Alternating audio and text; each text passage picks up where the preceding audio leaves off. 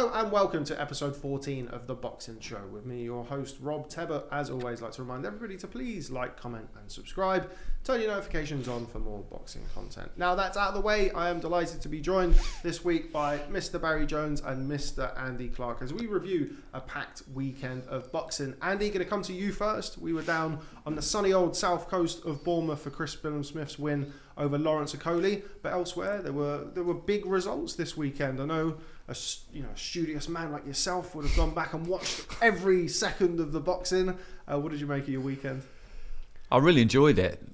I really enjoyed Bournemouth. It was just a great week from beginning to end. I thought it ran really smoothly. The weather was amazing. You're out on the end of the pier doing all the media stuff, all the press stuff. The hotel was just up on the cliff. You have this great sea view. It's just something different. It took you away from a normal kind of setting, and for that reason it just it made you slightly feel like you're on holiday. But I'd obviously knuckle down to all my work in my usual fashion, but it just had that vibe about it. It was slightly out of the ordinary, and on the night I really thought they did a terrific job with the stadium. It looked fantastic. The undercard was fine, and then the top of the bill, I actually really enjoyed it. I found it very absorbing as a fight. Okay, there were passages in it which weren't the best to watch, but it was very, very physical, very raw, very intense.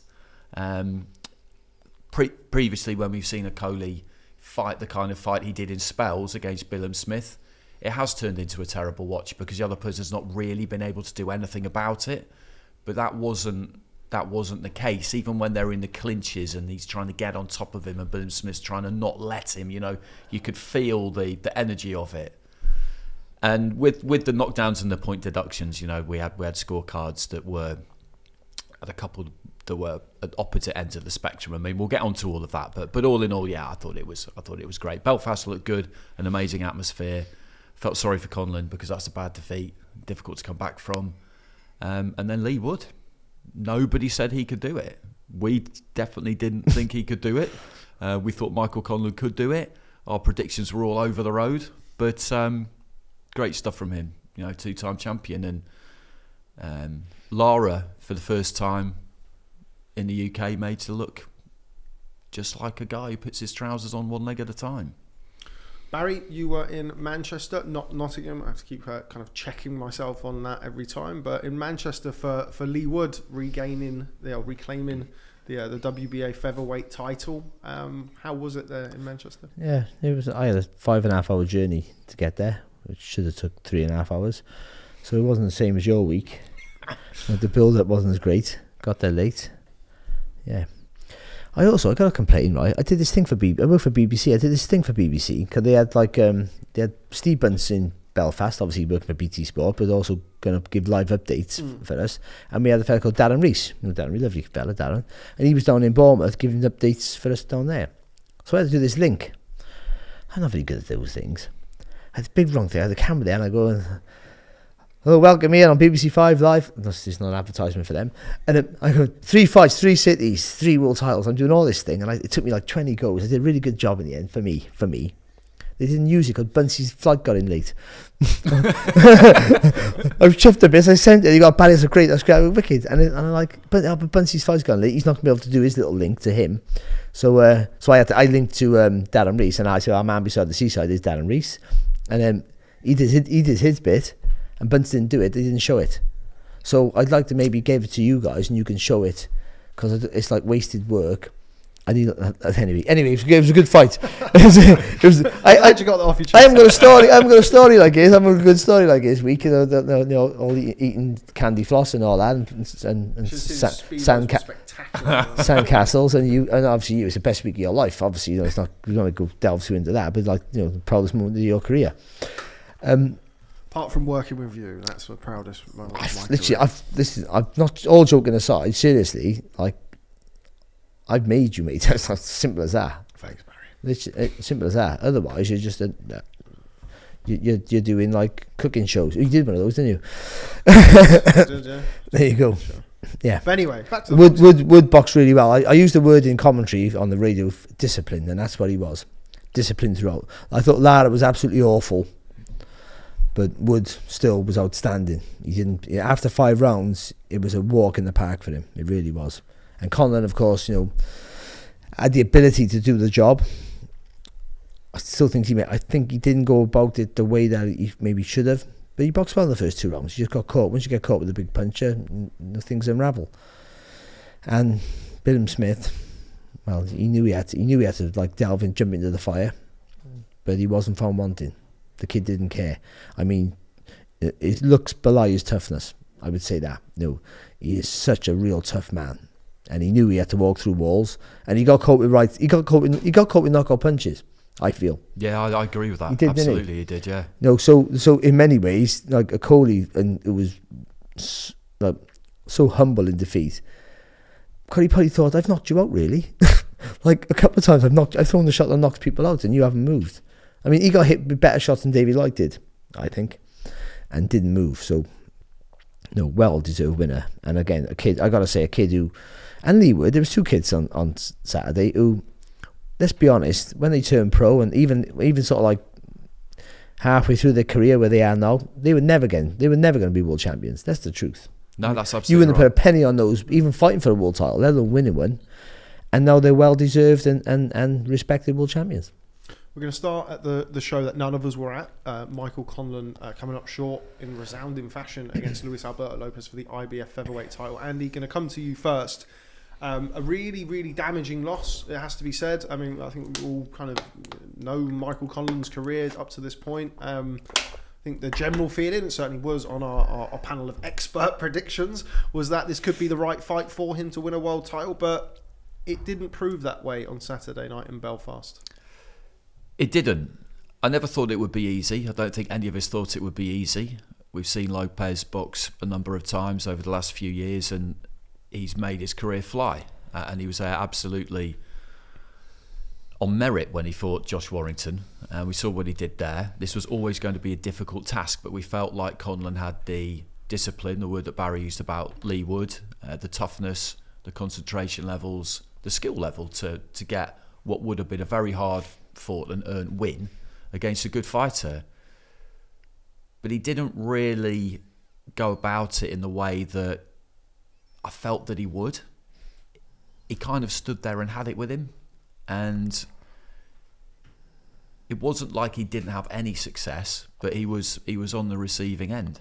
And the knockout, when it came, when you see it the first time, it's one of those ones where it's not that easy quite to work out what's happened. But then when you see it again and you just see the uppercut that he's kind of coming onto, and as soon as it hit him, it just kind of folded him, and the towel came in straight away. And I do think it's a difficult defeat to get over, because that's twice now in world title fights that he's been knocked out. And the first one against Wood, that would have been a tricky one to get past, but for a different reason, because he would have felt he was within touching distance, and then he just lost concentration, or he made a slight mistake. I didn't even really feel like he did, but he got caught. You can explain that one to yourself in terms of the "this is boxing, it happens" kind of, script. But with this one, I don't really know how you take any positives from it. That's the problem. It's going to be difficult to move forward from it, I think.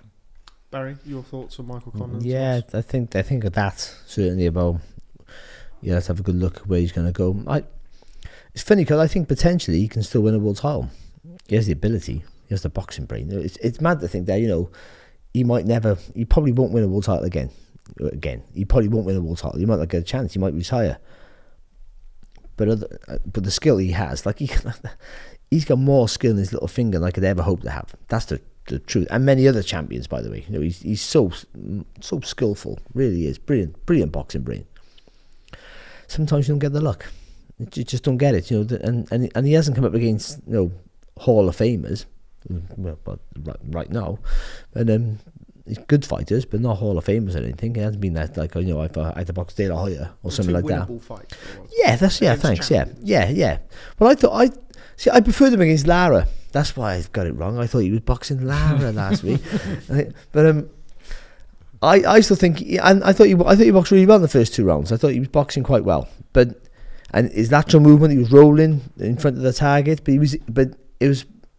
My whole thing about him winning the fight was throwing the punches and I did say he'd go southpaw, and he did do that, was to move off right to the side of Lara. He's boxing Lara. Lopez. Right to the side of Lopez. Because Lopez jumps into attacks, and he's hard to read because his hands are low, and it's hard to read when fights are low, and he dips over to the side before he throws his shots.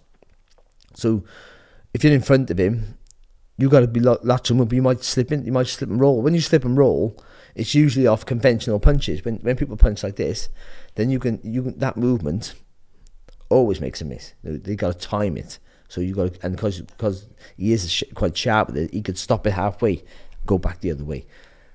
But you got to get to the side and do it. You got to roll, and you got a big pivot and get to the side, and he just didn't do that.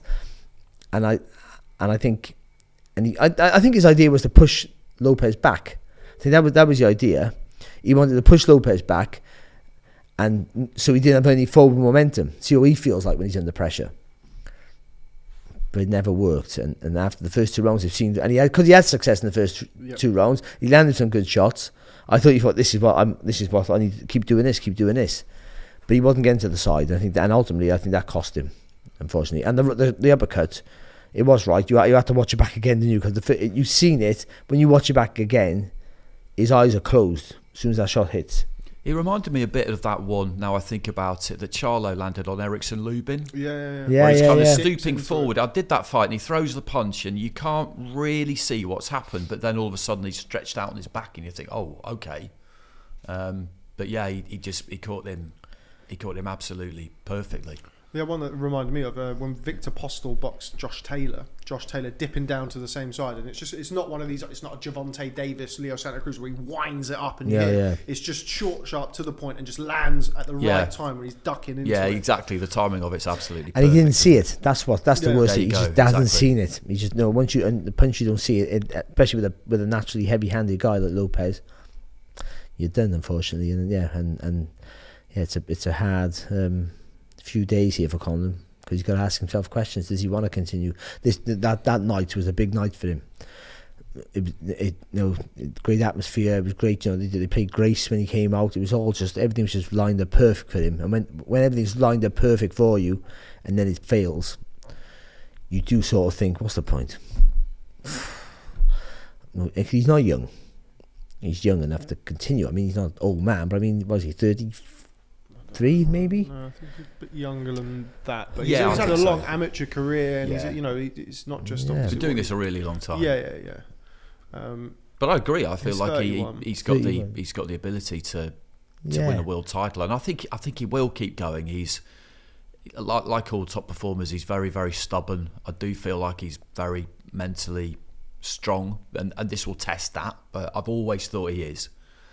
But it's knowing you're good enough.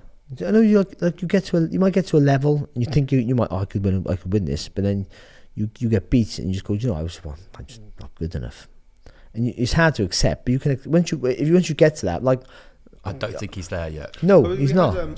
We had when Michael came into the studio about 6 weeks ago, it would have been, and he spoke about his brother Jamie, who, with respect, not as talented as Michael, of course, but Jamie's goal was to win a world title. He wanted to win a world title. He boxed Joe, and Ancajas was out of his depth, got beat, and after that said, look, I was out of my depth, I can't win a world title.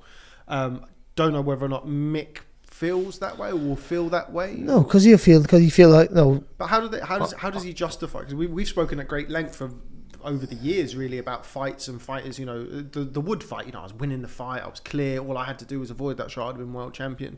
How does he justify this one? Is it that he fought the wrong style? I mean, how does he kind of... He'll justify, I just got people, a really good guy who's a big puncher, who's not maybe the best, what might be regarded now as the best fighter in his division, maybe. And I just got caught with a shot I didn't see, but I was boxing well. But he boxed him out for 2 rounds. I think it was getting a bit of a struggle already after that, I felt, and that's the worry. But like all boxers, we'll look for the positives and ignore the negatives. That's how you carry on. You have to do that in many ways. It's your trainer's job to tidy you up and figure out what went wrong in many ways. But yeah. But that's 2 big bad knockouts. That's all I would say. The 2 bad knockouts, and that's, he got up and he was fine, better than the Wood one for sure. And the Wood one was a lot to do with fatigue, I felt.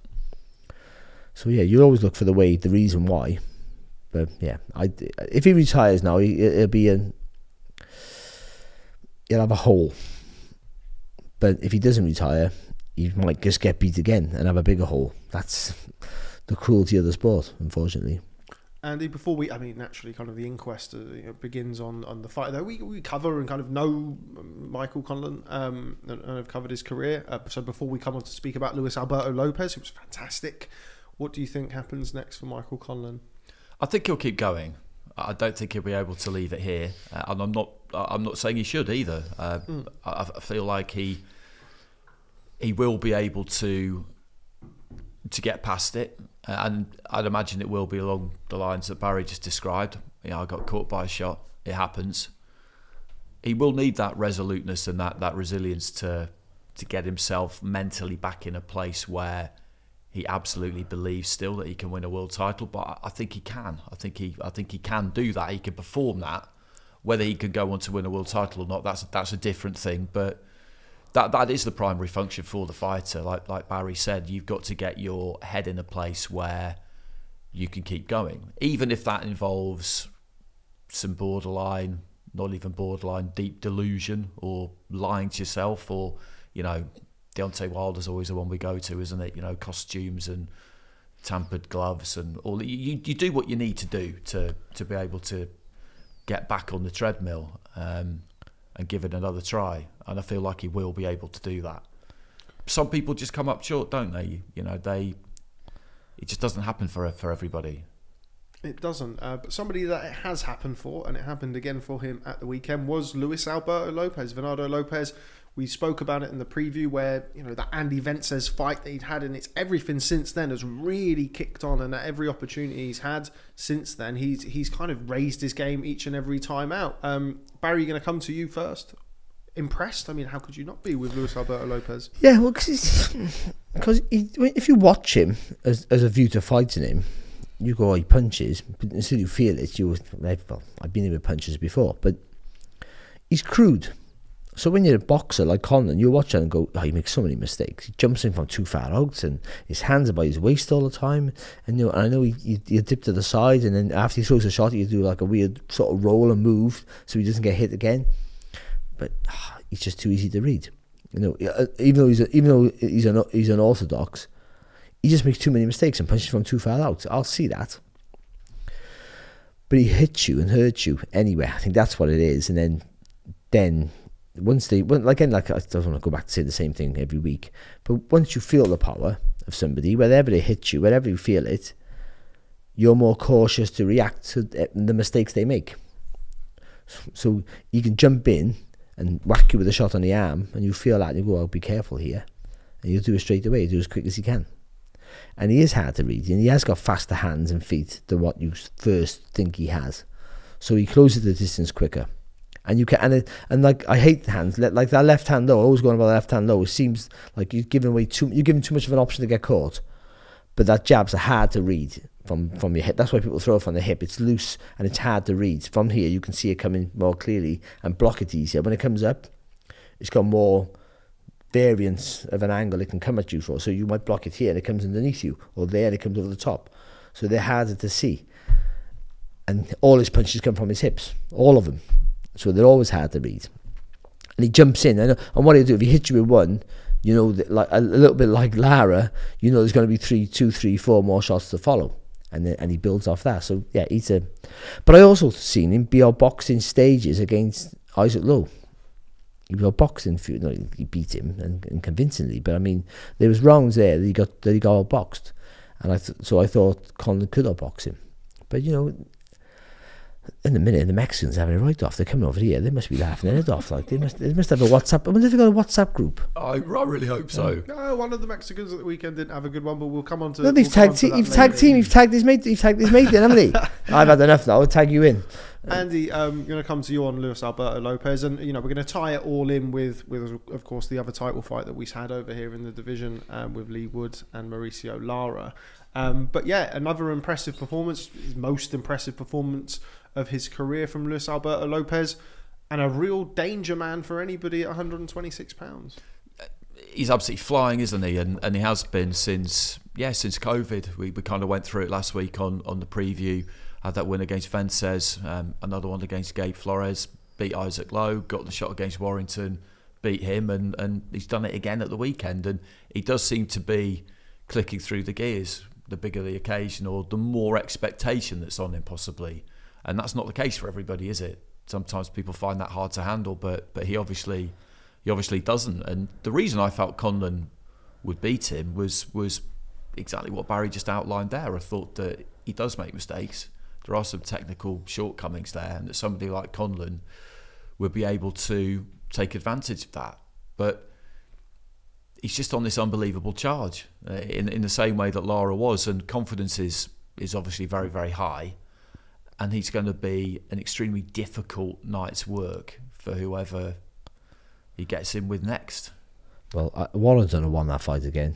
Definitely won that fight again. I think one thing that it does is it kind of puts Josh Warrington's... I thought Lopez won the fight, but I thought it tightened up towards the end of the fight. Yeah. It puts that loss in perspective a little bit for Josh Warrington. Does, yeah. A lot of people were writing Warrington's obituary after that, and he was finished, and he was this, and we've just seen now Luis Alberto Lopez, win in emphatic fashion against somebody in Michael Conlan, who everybody had, tipped for superstardom. Yeah, and I think Warrington won that fight, and Lopez will be over the moon because now he can go there and ask for more money. Oh yeah, I'll go back to Leeds, no problem. But now, I'm beating you all up. I want bigger money. So, yeah, I think that fight might be next. Maybe. Warrington's got options. He hasn't got a title, but he has got options. He's got plenty, isn't he? Yeah. There's another guy, who boxes in Manchester, who's a big option for him as well. So yeah, but why would you want to fox Lopez? To be honest, if someone says Wood or Lopez to you, who do you want? I'm not quite sure. If I'm Warrington, I'd probably go for Wood. Yeah, I think stylistically, I think there's quite a relatively straightforward path for both. I think. No, but I mean, for your chances of winning, I think. They're both big fights, both big paydays. I think the Wood fight's a bigger payday as well. I would because Wood Warrington with the Leeds Nottingham rivalry, and then for Lopez, he has Robesi Ramirez at Top Rank as well, the WBO champion. I think that will be next for Luis Alberto Lopez. Well, maybe not next, but I think that'll be kind of the unification that they pursue. Is he a Top Rank fighter? He is, yeah. Oh, there you go then. So then you have obviously Leigh Wood and Josh Warrington, both with Matchroom, and obviously the Nottingham Leeds rivalry. I think that now does the City Ground next year. Of course, I don't think we'll be able to squeeze it in before the football season starts again. So you might see Leigh Wood boxing Nottingham against makes a defence, and then they do Wood Warrington next summer at the City Ground. That'd be Woods with 3 world title fights in 1 year. It's like the 90s.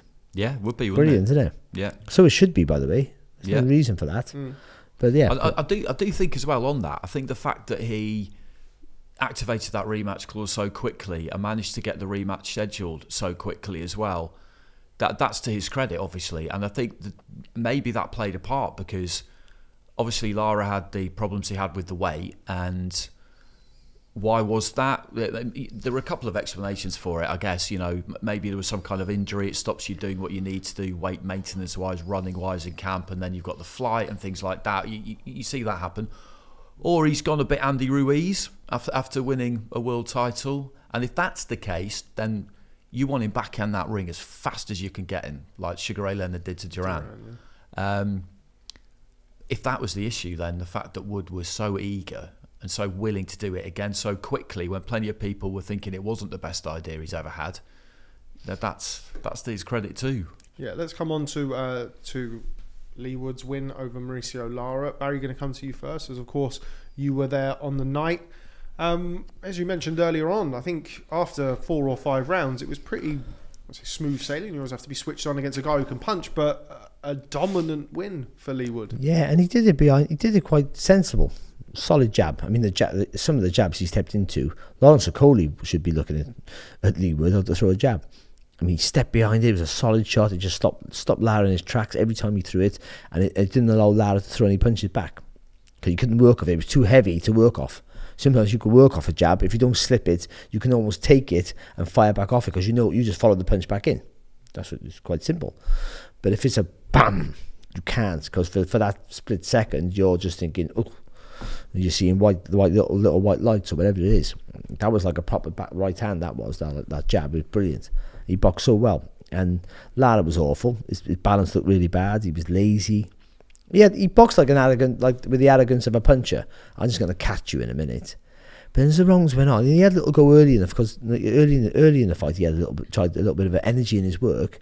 Then it just waned. He looked really lethargic. And then you're just thinking, when is he going to pull the trigger? Like, Wood was boxing great and keeping him at bay, but we've seen Lara close the gap, and he can close the gap, and I think Wood would have coped with it, actually. I think he was really zoned in, but like, he was just thinking, he's not doing anything. He's waiting for Wood to stop, to slow down. He's waiting for Wood to make a mistake, and that's not happening. And I don't know where he didn't even in the 12th round, he didn't get to a point where he thought, oh, he hasn't slowed down yet. I think he was like, I can't pull the trigger. I haven't got that second gear. I haven't got it. What do you think that is? Is that the weight that we saw? 100% the weight. I think it's the weight. I think it's how you make weight. You can make like 9 stone. I used to make 9 stone all the time. But it's how you make the weight. I've been lethargic in fights and I made the weight was comfortable for me. But sometimes it can be too comfortable, and you put on too much weight, or you leave it to the last minute, a little bit later, a day or two later than you should have. Then you have to take too much off too quickly. And I think he came over here too heavy. That's the truth. Obviously he did, didn't he? But yeah. I think that was a mistake. I don't think he meant that. He said, I'll do the weight, no problem. We'll just get over there and do it from there. And they made a mistake. So then they still had to, even though he couldn't weigh less than 128 and 128.5. 0.7 it is, not 0.5, because it's 14 pounds in a stone. Oh, yeah. That's the percentage as opposed to the... but everyone's been saying 128.5, it's 128.7. Right, thank you. Right, there you go. Right. Yeah, come on. Thanks. Oh, yeah. Anyway, that's it. Andy, just on the weight and coming over the British Boxing Board of Control, the guidelines beforehand, there's a big topic, of course, on social media beforehand, and the modern day weight making and water loading and taking, we hear fighters taking off a lot of weight in fight week. What were your thoughts on kind of the events around making weight for the fight? And of course, Mauricio Lara being stripped before getting to the scales, let alone on them. I mean, my initial reaction was that he's taken his eye off the ball and has come back over here complacent, and that has infected his kind of preparation, probably. I don't know that for a fact. Like I said, there could have been some kind of injury or other sort of issue, but you have this check weighing with the Board of Control if you're boxing in a championship fight in the UK 3 days before fight night, and you have to be within 3% of your fighting weight. So if you're boxing at 126, then you would need to be 129 and about 12 ounces. Or they will not allow you to make the championship weight, because they will decide that it's dangerous for you to lose that amount of weight in that shorter period of time, and then they will give you a weight that you can make, but you're not allowed to go underneath it, and that's what the board did. So I'm guessing on the Wednesday he would have been about 131, 132 if they've capped him out at 128 and 0.7. So he's missed that check weight by miles. They're designed, these check weights, and you have them during camp as well, to try and make sure that fighters do the weight correctly and go down nice and gradually. But that doesn't necessarily mean that's what they'll do. They can crash a load of weight to make it on Wednesday, rehydrate, crash a load of weight to make it again on Friday. And that's not, I mean, that level of depletion and rehydration, that can only be bad for you. But you can't really stop anyone doing that.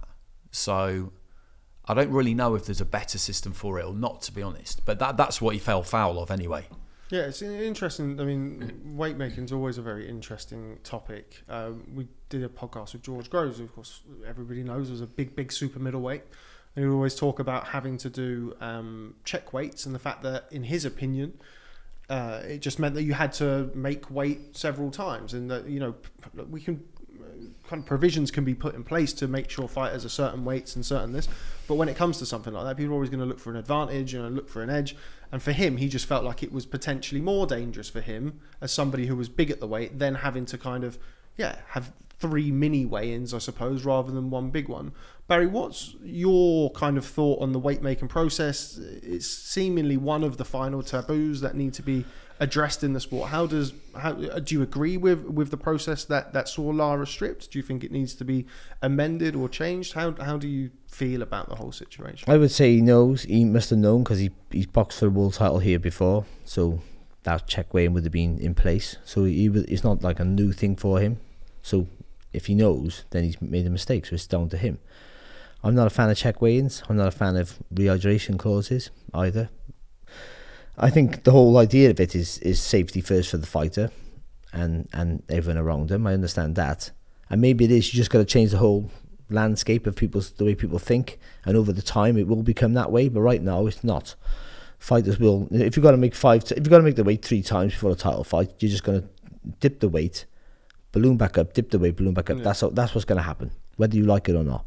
So it's not healthy for a fighter to make the weight 3 times. You might as well just go back to having a weigh-in on the day. If you're going to make a fight to continuously make the weight, the whole idea was the fighter making the weight the day before is so he can rehydrate and be safe when he gets in the ring. But then you're saying you can only weigh so much. Well, some people put on more weight than others because they're naturally bigger. I don't know how it will. I don't know. I don't. I'm not a scientist, am I? So I'm not an expert in that field. So what do I know? But I think as a fighter's perspective, and maybe fighters look differently now, but we'll dip and make the weight and struggle to make every weight. We'll do it sensibly all the way through. That's just the truth. You wouldn't, because you're getting down to an unnatural weight whoever you are. George Groves, you mentioned him, he's boxing at 12 stone. Look at the size of the man. He's massive. Somebody like Carl Froch, a natural Joe Kazag, he struggled to make super middleweight, 12 stone, on his first defence, February 1998. He boxed in Cardiff against Sobat or whatever his name was, and he was absolutely knackered at the weight then. And that went on for like 10 years. So, he should have moved up, like literally on his third defence, should have moved up to light heavy. But they won't, they'll keep making the weight because they want that a little bit of an advantage come fight night, if it is. So you're trying to change minds. I think that's what they're trying to change minds. So that you got to just come into the weight that's comfortable for you. And by these check weigh-ins mean that you're not going to be killing yourself to make the weight those last few days. But that's not going to be the case. They're still going to do that. Yeah, I think that's exactly it. Yeah, that's exactly it. So the idea is fantastic, isn't it? Yeah, it's a great theory, but in practice you bring the human element into it, and that's just not what people do. And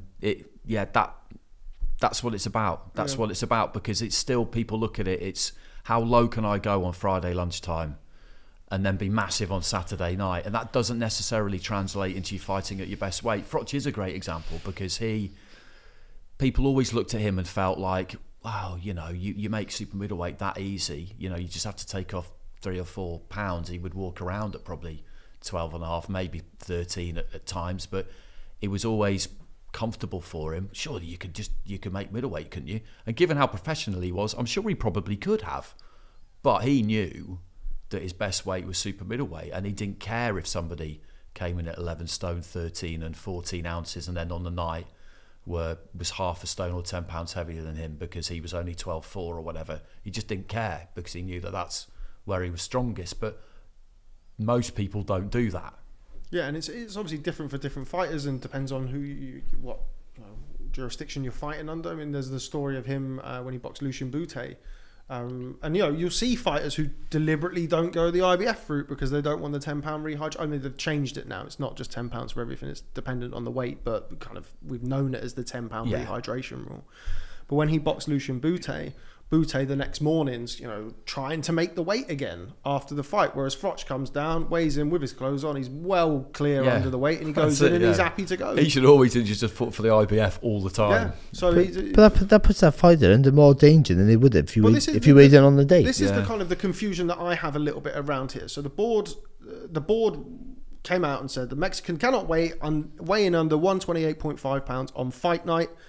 But then, not confirmed, but there is talks of a rehydration clause on the fight day for Mauricio Lara. Of course, he's kind of come in overweight, and in order to get the fight on, there were certain provisions that were put around Mauricio Lara's weight on the day of the fight.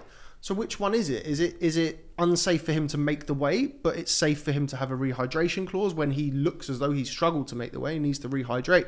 So there needs to be some sort of... it needs to make sense, if you see what I mean. Yeah, and another thing that I was worried about with this was because you don't know whether Lara's missed the weight because of a lack of discipline, or whether because he's now just too big for it and he can't do it anymore, and he knows he can't do it anymore, but he takes the fight anyway, knowing he's not going to make it, and I'm going to be big, and I'm going to come in big, and I'll give it up on the scales, but I'm going to be a monster in there on the night. I wondered whether Leigh Wood should take the fight when he came in as heavy as he did. There would have been talks during the week, but it doesn't always end well. No, massive. Arturo Gatti and Joey Gamache. Yeah. It can go Neri really and Yamanaka, wrong. that was another one, wasn't it? Yeah. I think. And it just... And I wondered about it, and they would have examined and they would have thought about it very, very carefully. But it's a difficult decision because you don't want to be going in there with a guy who on the night is legitimately, not because they haven't trained hard, but just really in shape and a lot bigger than you. And also, because bad things can happen. He's at that stage as well, Lara, where he's still growing and developing. I know he doesn't look young, but he's still very young. He's still, I think it's 24, 25. So he's still at a stage where his body's growing and expanding. You saw after the first Leigh Wood fight where he comes off, he makes the weight, he comes off, he eats a big pizza and a bottle of Coke, my kind of guy. But he's probably outgrown the weight. Obviously he made it, he didn't make it. He came onto the scales, he was 129.8. So he didn't try and make the 128.5. And you can kind of... Okay, don't agree with that, but if he's thinking, well, I'm being stripped anyway, I have to make 128, what's the point in doing that? Taking off an extra pound and a half or whatever it was. But anyway, that's enough about the weight. On the fight itself, and I mean, we all got it wrong, as we did with most of it, apart from one, which we'll come on to. But a really, really impressive performance from Leigh Wood in a fight where I think everybody, or the vast majority of people, certainly not in his team, felt it was somewhat ill-advised to take such a quick rematch after you've been knocked out in the fashion that he was. And as always, Andy, we seemingly came off looking stupid. Yeah, and you know, I've said this plenty of times before. We don't want to get everything completely wrong every week. That wouldn't be great. But getting things wrong is good because this is unpredictable, and you couldn't really have known that the fight was going to, with all the stuff around it, that things were going to happen the way that they did. But I was really pleased for him, Leigh Wood, because he's had a great few years. Like Barry said a few years ago, there's just no way anybody would have predicted this for him. In his heart of hearts, he probably didn't really believe it himself because his career was going absolutely nowhere. And then he had, a good revival, but then he got pretty well beaten by Jazza Dickens and came back to book for a British title, won that, and then he's just gone on from there. But he's got massive balls, and he's good to watch, and that's a large part of why he's kind of had the success that he's had. And never mind what Lara got up to and the shape he arrived in, because that's his problem, that's his business. And like I said, if it was down to the fact that he let himself go too much after the first fight, then Wood's determination to get him back in the ring really, really quickly, not knowing that he would do that or whether he might do that, that's played a part. There's not much else to say about it than that, to be honest. He just deserves all the plaudits you can possibly give him because discipline was key, as Barry mentioned. But he just had no fear. He just had no fear of going into the rematch, and that's not a hard thing to pull off when you've been stopped. Barry, we kind of touched upon it a little bit with of course, Luis Alberto Lopez and Michael Conlan. There's Josh Warrington hanging around. I mean, featherweight, we spoke about it in the preview. It's kind of getting to that stage now where, it's there's a bit of life in it. There's kind of belts scattered here, there and everywhere, but there's good fighters. Robeisy Ramirez of the WBO. Ray Vargas has still got to come back down after coming up short against Oshaki Foster at 130 pounds. How do you see the landscape at featherweight? What fights do you like? And who do you think ultimately is at the minute the top dog of the division? Well, I'd say you'd probably say Lopez now, probably. I'm not quite sure, because Lara was the guy who nobody wanted to go near, but he just got totally outboxed. I think Wood will box Warrington, but will Warrington be in the... I don't know where Warrington is in the ratings. To be honest, he's just lost the fight, hasn't he? So he shouldn't be allowed to get a world title shot. But you tend to think that's going to be the next fight, big fight, because it's a stadium fight. And Leigh Wood now can take Warrington out of Leeds. I never thought you'd say that. Never thought you'd say that, would you? So yeah, so if you can get that City ground fight, I don't know how they would get that, when that would happen. It'd have to be next year. So who does he fight? He'll want Lopez. I'll tell you that much. Would. I think the way his mindset is, he's playing poker every time he fights him. He don't care. He's just going, no, go again. He probably can't believe where he is. Look what I've come now. Just betting on myself and just taking every fight that's thrown at me, and look where I am. So he'll just keep going. He will, until the wheels come off, and that might be Lopez. Who knows? Here's a suggestion: Otabek Kolmatov, the WBA man. That's not a good mandatory to have, is it? No, he's massive. How he makes the weight. He's massive, he is, isn't he? But he's clever and hits hard. Yeah. But if you're Wood, you fancy it probably. He fancies it with anybody. Unproven, isn't he? Had the win over Thomas Patrick Ward. Kolmatov looked very good in that. It's just a tough sell, that fight, compared to the others. And if the Warrington fight is there to be made or can be made, I mean, Warrington is number 6 with the WBA, so he's in the rankings. He's available to have a voluntary, but as Barry's just mentioned there, if it's going to be at the City ground, which Leigh Wood still is that's on the bucket list. It's the last thing that he wants to be ticking off. Then I'm sure something could be worked out for Mr. Kolmatov. So is that's his mandatory then? Kolmatov, and it's been called, so it's due, right? Okay. Well, maybe he'll have to do that because then. You'd think that. You never know. You don't know what kind of goes through fighters' minds. Wood might not mind sitting out till next year. I'd imagine he probably wants to fight again this year towards the end of the year. Could do Kolmatov in Nottingham. And then Warrington next year. But I guess the concern with that was they already kind of missed out on doing Wood Warrington when Warrington was beat by Lopez. They're now in a position whereby they could do it again. You get the apple cart upset by Kolmatov, who looks like a handful. Don't know how good he is, but you don't want to find out that he is very, very good, and you lose that fight again. Because that's happened a few times recently, hasn't it? With the lads we've been talking about. And it just, I mean, the ideal thing would be if he could take an easier voluntary towards the end of the year, because he's been on a difficult run, isn't he? It does remind me a bit of Froch, where he beat Butte, and then he had Yusuf Mack before he did Kessler. I think that was how it went, wasn't it? Yeah. And that was basically the only easy fight that Froch had in a run of about 12. Wasn't it? They were all pretty much world title fight. Well, that was a world title fight, but he was never not going to win that fight. Yeah. But Wood's got a fight that might be harder than the Warrington fight. That's the problem. Might be. Because Kolmatov can hurt. Look, Wood can be hurt. We forget that. He's one of those guys who can fire when he's hurt, which gets him out of trouble. But he can be hurt. He got hurt Saturday. Not massively. Like, there's no danger in him getting knocked out. But you could see him. You know when he gets hurt, because he lifts his chin up and bobbles a bit on his toes. Not massively, just a little wobble. And he got caught a few times in the early rounds, but nothing to panic about. But that kid, if he hits you with his range as well, I think you're going to be in trouble. That's a hard fight, that is, and that's a fight you avoid if you can. But I think if everyone says that to Wood, I got a feeling you go, I'll avoid that, shall I? Yeah. I'll have him next then. He seems to be cut from that cloth. Yeah, definitely. Very much definitely so. is. Before we move on from the featherweight division, one fight in the division that we haven't spoke about is Nick Ball over in Belfast with a win over Laduma Lamati, a final round stoppage. Of course, at this point, Laduma Lamati still in hospital in Belfast. So before we talk about the fight, we send our best wishes to Lamati and hope that he makes a full and speedy recovery. But didn't have it all his own way, Nick Ball, against a good rangy opponent in Lamati, but ultimately got there in the end, Andy. Yeah, I think they're moving him well. I think the fights they've got for him over the last year or so have been really good, because he beat Isaac Lowe at Wembley. I was there for that.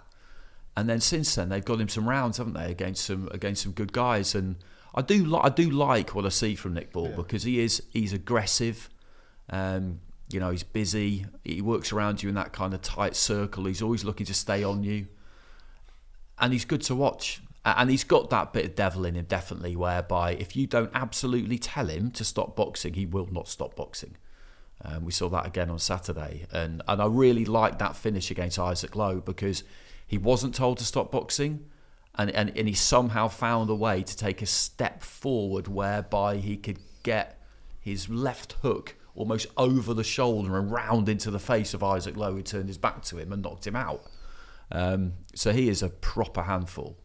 I think that Queensbury stable, that Pierce O'Leary was on that card as well. I like him. Yeah. He's looking good. You know, they've got Sam Noakes, Dennis McCann. Italma's in the very early stages. You know, they've got others as well. But I just think there's I mean, in the same gym they've got Kane and Brad Strand, haven't they? And they've just got quite a lot of guys bubbling up really towards title level, whether it's kind of British or Hamza Shiraz. Yeah, I just think it's you know, all of them are going to be in some really good fights soon, really good, and he's one of them, I think.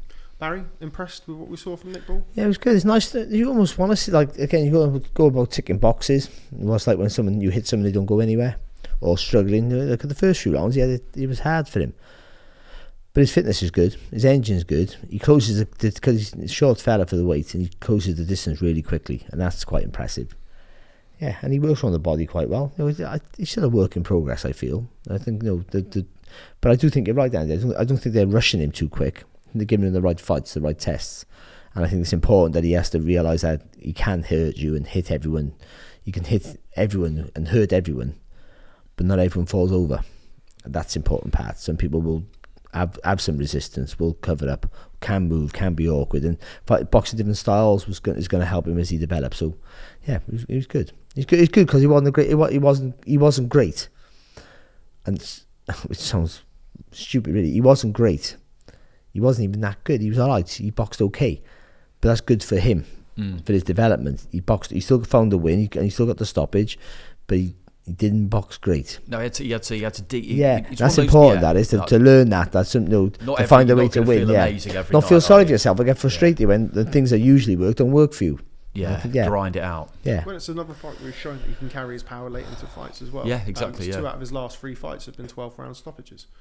Which is again, encouraging signs for somebody like him. Andy, how far do you think he is away from those names that we mentioned earlier? The kind of the top end of the featherweight division. I appreciate there's no rush, but yeah, still. I think a while. I think he's a while off that yet. But yeah, there is no rush. We say a while yet, but no, quickly that changes. It can, yeah. I don't know what his world rankings are like. He's obviously well ranked with the WBC. So he is number 4, or was number 4. Obviously, need to see the latest updated rankings from the WBC. But he's got a title there. I think he's got like the silver title, and I think he is number 7 with the WBO as well. Of course, Frank Warren has a good relationship with the WBO, so you'd think that he could potentially navigate that fairly well. But yeah, do you agree, Barry? Do you think he's still got a bit of a ways to go? What I say about that one, I think I totally agree with Andy, but it could just be 2 fights, and then he's ready. That's without things change very quickly. So you take this, and you're in a position. If you're given the opportunity, you take it. Yeah, he's not a superstar. He's not the guy they're selling on an image or something else. They're selling him solely on his boxing ability. So he's not transcending the sport. He needs the title to give him the platform. Like the other fighters, they're selling him on their whatever else they do, and their looks and all the rest of it. Like Dennis McCann, they're trying to sell him on the new Naz. It's not quite working out that way, but that's what they tried to sell him straight away. Nick Ball is just woof. Look at this kid. He's a bit of a wrecking ball, and then give him fights to show he's not a wrecking ball. Yeah. But I think they've actually found that this kid might be good, but he's not a showman. Who would you like to see him box next?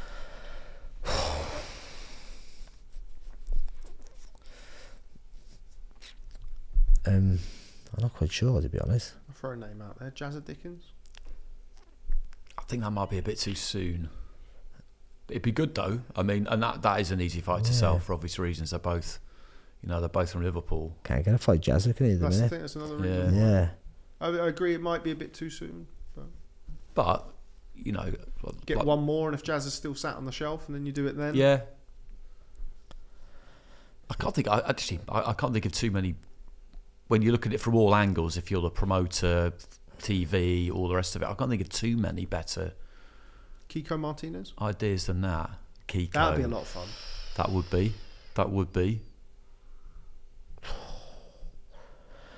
I'm not sure about that. I can remember I kept saying a few years ago, just keep betting against Kiko because he just can't go on forever. Yeah. Like 7 years ago that was. quite like those two fights, but I think maybe a fight maybe in between for him. Trying to have a look at some of the rankings now, see if there's any names that jump off the page. Yeah, I quite like those. But anyway, let's move on. Final one from this past weekend's action comes down from the south coast of Bournemouth. Andy, we were both there getting burnt, but a great evening of boxing. I'm still trying to decide whether or not the main event was good or whether it was just kind of the, as you mentioned earlier, the physicality and the intensity, and the fact there was an upset as well obviously always adds to it. It wasn't good. But Chris Billam-Smith unseats Lawrence Okolie, and we're going to come to you first, Andy, because you are the only person, well, you got anything right with the predictions, but the only person who tipped Chris Billam-Smith to upset the apple cart, and he did. He did. I'm not going to take too much credit for that because, as I said last week, I did abandon my usual method, which is to apply logic and rationality and percentage calls to things. And if I'd done that, then I would have picked Okolie, because if you did it that way, which I believe is the way you should do it, then you had to pick Okolie. I don't go on gut feelings, but I did for this one because every now and again, you just have a situation where something has been built to such a crescendo and you feel like the person who's been in the middle of it all is able to handle it, that you go with it. And that's what I had with Billam-Smith. I felt like he would produce a career best performance, win, lose or draw, because he would be inspired and he would be able to handle the pressure and channel it and use it to his advantage. That's what I always thought. And in a lot of circumstances, that is enough to get people across the line. I mean, we saw it with Warrington against Lee Selby. He was a big underdog. Bellew against Makabu at Goodison. I'm just picking some that were outdoors, so kind of, comparable. I found the fight just utterly sort of engrossing, absorbing, because, you're calling it, so obviously you're right in the middle of it. And that does make it more enjoyable. And it was definitely, I think, more enjoyable if you were there, because the atmosphere was great. It was strange. A lot of Okolie fights generally tend to be. I felt Billam-Smith did win it. I didn't score it round by round, so if I obey my own rules, then I can't really comment too much. But looking at the scorecards, one had in rounds 8-4 Billam-Smith, so then a very wide margin with the 2-point deductions and the 3 knockdowns. One had 7-5 Billam-Smith, so again still a wide margin. And the other one had 8 rounds Okolie, 3 Billam-Smith and 1 draw, which ended up with 112. I couldn't see that. There were a lot of close rounds, but there are all sorts of things that go into the scoring with this, basically. And with point deductions, so I'll just address a couple of them quickly. With point deductions are straightforward when it comes to scoring, because they happen in isolation. They're separated from the round, literally. The referee will call a timeout, take the point out off, call the time back in. So they don't actually happen within the 3 minutes of the round. So you just score the round however you would, and then you take the point off afterwards. So that's easy.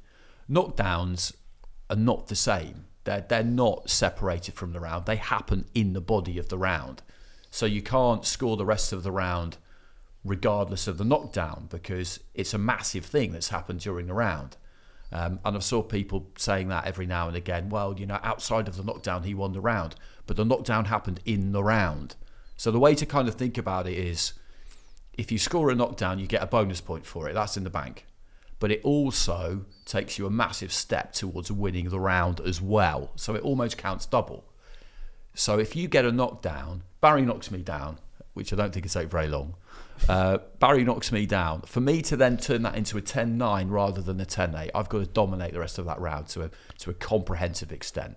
And to turn it into a 10-10, I've got to get my own knockdown, essentially. That's really what's going to happen. With this, you can argue, were they all legitimate knockdowns? The first one definitely was. The second one wasn't. The third one, I think, probably was.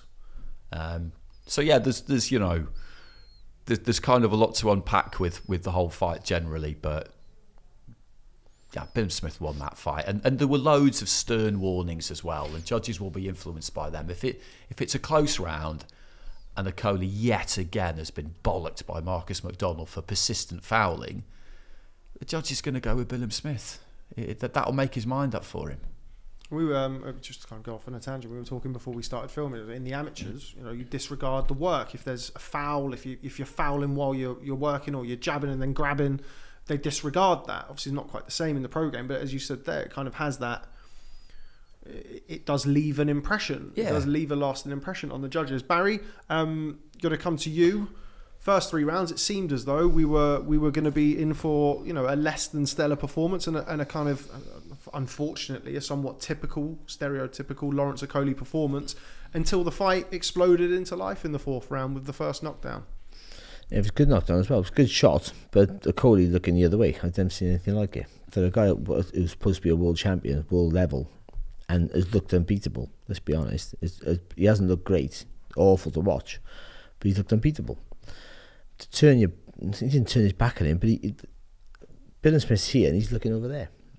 Like, it's just like, I think he tried to lead off with a left hook. So he threw a left hook, and so I'd interviewed Shane McGuigan on the Friday, and we did the interview, and then after the interview, he'd said, and I'm sure he won't mind me saying it, they kind of mentioned it in the post fight, that the shot that they were working on and what they were working on is when Lawrence gets tired, he throws a left hook and he leans in and he's in that position.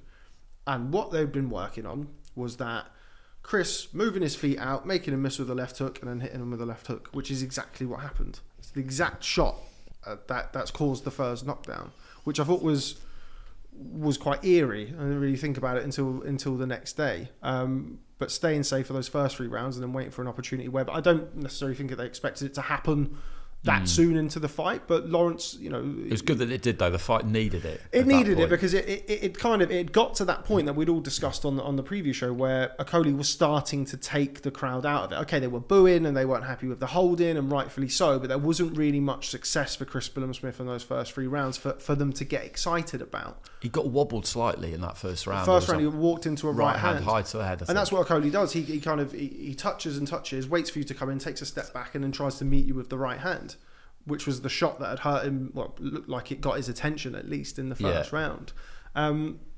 Barry, the holding, the first 3 rounds were kind of marred by that, and of course subsequently the rest of the fight also had its fair share of it.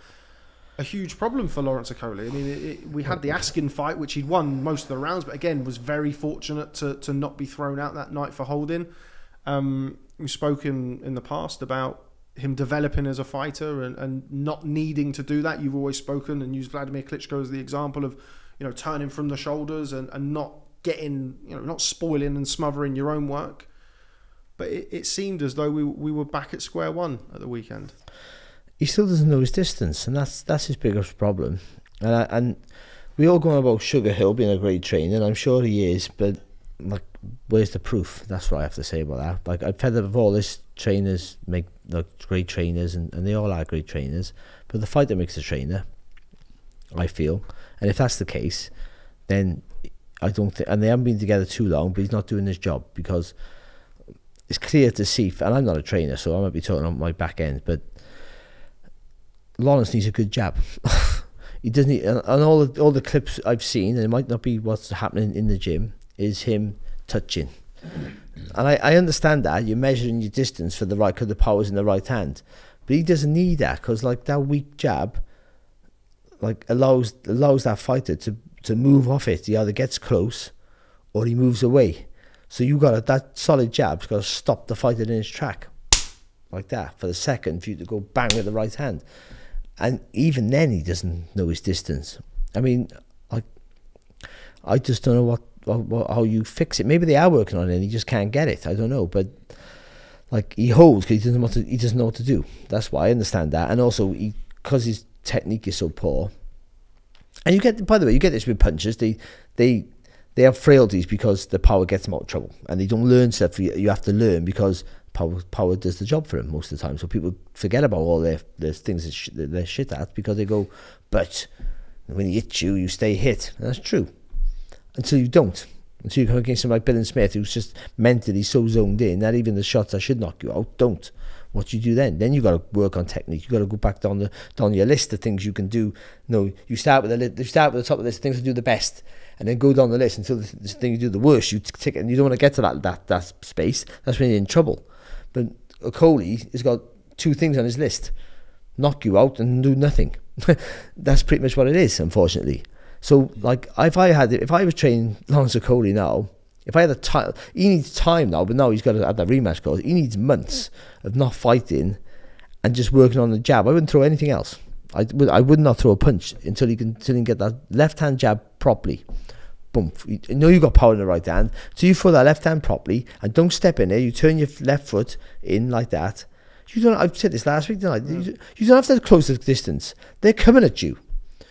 Like, you don't have to, and you've got such a long reach that you just turn, boom, like that every time. And if they do rush onto you, you can take your back foot back and go boom like that. So you're further away, because he is a safety first fighter. He's where they're getting hit, and we understand why now.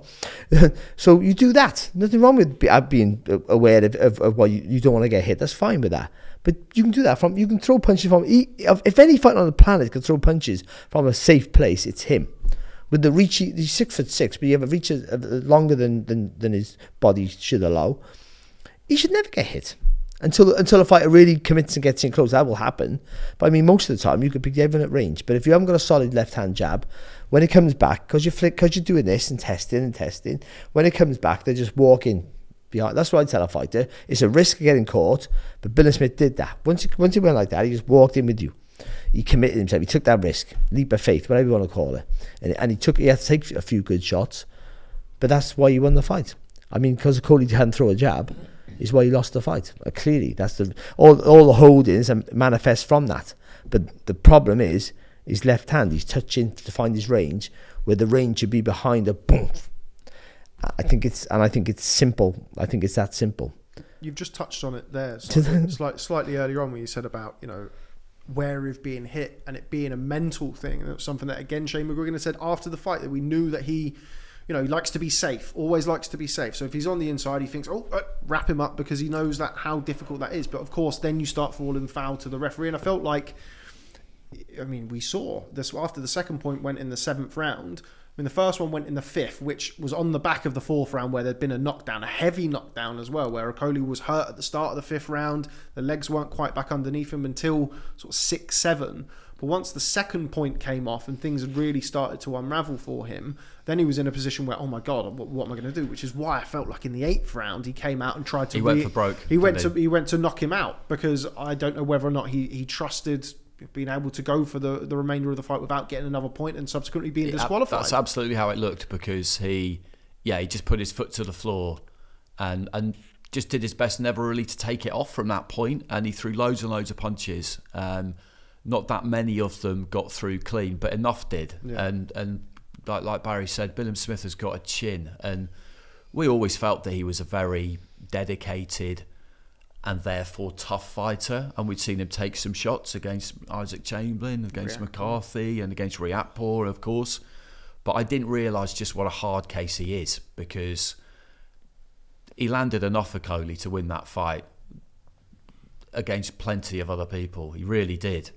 And even the clinching and the wrestling, whereas before when we've seen it, the other person hasn't really been able to do anything about it. Billam-Smith was still able to compete with it, where it wasn't kind of like you're just not getting ragdolled around and being shown that you are the physically weaker man. He would draw the attention of the referee, and I thought he did that.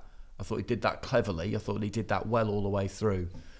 But Okolie is just, I don't know. I just wonder whether this big man fight that he should be able to fight, I just wonder whether he's ever going to be able to do it, because the jab is so frustrating. He threw one really nice solid jab in the whole fight, and I remember that because it just took me by surprise. And I don't know whether it happened almost by accident. He was kind of having a little bit of a look, his left hand was down low, and then he did just plant it up, and I thought, why can't he do that more often? Because it's just such an obvious weapon. But he shouldn't even have his hands low. Never. Like the man should never have his hands low. He doesn't need the element of surprise. He got extra 6 inches on his reach. It's like, that's the element of surprise. Yeah. It got to come from here, and rather than step with it, like, because you don't want to bring closer to the. He ends up making the mistake, doing what he tried not to do. He brings his body closer to the target. He doesn't want to do that, so he's doing this and then flinging that right hand to not do that. But actually, he brings that right foot forward because his balance is awful, and it is awful. Because when he throws that right hand, all the weight behind that punch, and he just got the forward momentum. Just physics just falls in, brings you forward. Yeah. So he's not where, again the Klitschko thing, and his feet aren't underneath him, are they? And that's it's just. We look at all of this and it just kind of feels like it should be easy to correct. And Shane McGuigan kind of, I did kind of feel like he was getting there. Blavatsky fight, which is where he was. I really did feel like he was getting there. And take his feet out with him, not fall in. Yeah, that was kind of the best version of him that I'd seen. Yeah, I thought. Yeah, also in I rewatched that not that long ago. And I thought, God, he really boxed well that night. But he did fall back into I was just about to say the Sislak fight. The first 4 or 5 rounds weren't actually that bad, but when he couldn't get rid of him, then it became reverting to type, and that's kind of what my prediction was last week with the fight. I felt like if Okolie wasn't able to hurt Billam-Smith, and I felt like Billam-Smith was tough enough and that they knew enough about each other whereby he was able to, you'd mentioned it last week about having the familiarity, not being an even Garbu going, well, I'll push him back and I'll do this. I've no doubt that Chris Billam-Smith felt they could hold his own in there, but I'm also sure that after spending 300, 400 rounds of sparring, he probably didn't think, oh yeah, and then I'll march him back. He probably thought, I'll hold my own to a point, I know I can do this and do that. But again, you're prepared for it where others haven't been. Yeah. Yeah, that was absolutely key because others have got in there, haven't they? And say either they've been a bit gung-ho and thought, well, he thinks he's a strong guy, I'll show him a strong guy. Yeah. Or they just kind of go in there hoping that they'll be able to cope with it somehow. And he wasn't in that situation. He knew what was coming. I always felt that because they sparred together, I think I said it last week, that was better for Smith than it was Okolie, because Smith was always just someone for Okolie to spar with, practice. But for Smith, he was learning. He was paying more attention. Yeah, he was learning. But I still thought that. So I thought he'd do what he would do, be aggressive, and he would commit more than any other fighter because he wouldn't have those early rounds to find, oh, this is an adjustment, because he's done it. He knows what it's like. But I still thought he'd take a shot and get hurt, which he did. But I thought he didn't think he would take it. Didn't think he'd swallow it up. Some of those shots, particularly the rounds 10 and 11, which ironically, I mean, one of them wasn't, I think we all agree, wasn't a knockdown in the 10th round. But the 11th round was a knockdown. But both of those rounds, Okolie had a lot of success. He hit him with a right hand and then a left hook as Billam-Smith tried to roll out. I think that was in the 11th round. And those two shots would have knocked, in my opinion, would have knocked out any other cruiserweight in the world. that round, there was the knockdown. And I wouldn't be so. We don't get to see a master sheet of British scorecards most of the time, but I could see how a judge at ringside would have scored that 10-9, not 10-8, because Okolie, I think, did dominate. For the second knockdown, the 10th round. Sorry, just to know which I could see how that would happen because something that judges can do if they see a knockdown and they don't feel it was one. Officially, they can't ever disregard it because the referee's done it, and they would never say that they had. But if you've seen that it wasn't one because you had a better angle, then you can just fudge it and just score it 10-9. And your explanation, not that they ever have to give one, but your explanation would be, well, that wasn't because I disregarded the knockdown. I would never do that. It's because he dominated the rest of the round. But there was one right hand from Okolie. I can't remember what round it was in. And he's literally punched right through the tag. And he's gone right through the back of Billam-Smith's head. If it was a cartoon, you're gonna glove go right through his skull like that. He went, poof, and he must have thought he would have been. I was in Norway once when I was an amateur, and I hit the kid with the body. I was knocking people down with body shots all the time. I hit this kid with the body shot. He was international. He was hit with the body shot, and I felt it, and I could hear him go. I heard him go, and I turned around to walk away because it was my shot. I knew it worked. And I thought, that must be the same for Okolie. But anyway, he didn't go down, the kid. That's the whole point. He didn't go down. I walked away, and everyone's in Norway, they're all going, where's he gone? What's he doing? I thought I'd finished the fight. But I remember Okolie must have almost fought like that. I've hit him, gone, bam, like right through the target. And he must have thought, hey, why isn't he going down like? I watched the fight with just behind. It was next to Matt Christie, Boxing News. Big up Matt Christie, get your subscriptions. But it was with Andy Scott and Ed Robinson, and it just felt like I'd put a tweet out about it that on that night in that stadium in front of 15,000 Bournemouth fans, he just wasn't going to go. Yeah, he just wasn't going to go. If that fight would have been at the O2, I don't know if he takes those shots. Yeah, I know, and I think you're right, and that kind of intangible that plays a part in sport, and that's one of the best things about it, and that's why I picked Chris. I thought that something like that might happen. We would get the fairy tale, and you don't really know how it's going to manifest itself, whether it's going to them digging deeper and finding a second wind, or it's something like that. Just somehow on that night you can just wear punches that on another night maybe you wouldn't have, or maybe you never can again. Having had that, he spoke with his mum after, and I felt like crying. Like, oh, mate, he was like, exactly. And Okolie was shit great. people go through. You don't know. You don't know about, And that's and Okolie was great after the fight as well. He was brilliant, really, and it was really great to see. And I've always felt that about Okolie. He's always been very self-aware, very. No complaints. He's always been very good, kind of about his flaws. And I met him the first time the other week. I actually met him properly, like to sit down and have a chat with him, and because he doesn't come across on TV like he'd be not like he doesn't come like a horrible guy, like he'd be a really nice bloke. He doesn't come across that way. Comes to be like, all right. Yeah, that would be it. But he's such a really nice, engaging, and too honest about himself. By the way, he knows what he is. He knows how bad. He knows how bad he is. He knows it all. But it works. But no, it hasn't worked, and this might be a blessing in disguise for him, because that move up the heavyweight, which is inevitable, if he doesn't get that left hand fixed, then he has no future. No, that's true. I would say that, but he has a future because he has loads of tools to work with, natural attributes. That power is there. He's tall. If he stays a cruiserweight, he's so big anyway. So he has a lot of good things going in his favour. But those technical basics, the things that he needs to master those. I think. I'd love to see it. I really would love to see it. Listen, he could beat Billam-Smith in the rematch. By the way, he could iron him out. That could happen. But of course. Maybe that, like I said, maybe that was the night, and maybe that will take a bit of a toll on Chris, because that was a very hard fight. And I feel like, just a word on Marcus McDonald, the ref as well. I feel like he had a good night. I think that was always going to be a hard night. The second knockdown wasn't, but you see something and you make a call, and that's really that. You've seen the shot though. There was a shot there. Yeah, at least. The right hand, which came just before the kind of the left hook that never landed. But I think there was a big enough gap and a push, wasn't there as well? Yeah. That's where you could see. You could absolutely see how he gave it. It was on the left hand side of the ring as I was looking at it, and I didn't really see anything in real time. But I didn't say it was because of this, but I also didn't say, well, there wasn't a punch in there, because you don't see everything. And with the point deductions, with the holding, I thought he did as good a job with that as you could do, really, because he did warn him a lot outside of that. And like I say, I do think that does influence scoring. You did a great job explaining that you don't have to disqualify a guy if he keeps getting I know. I mean, I was repeating myself after a while. You needed to though. Because I've heard that quite a lot. I always thought you were pretty shit at your job, but actually you did really good. You surprised me. Three strikes and you're out. People think that. And Josh Bratty said it at ringside to Andy Scott. He said, well, he's had 2 points taken, so the next time.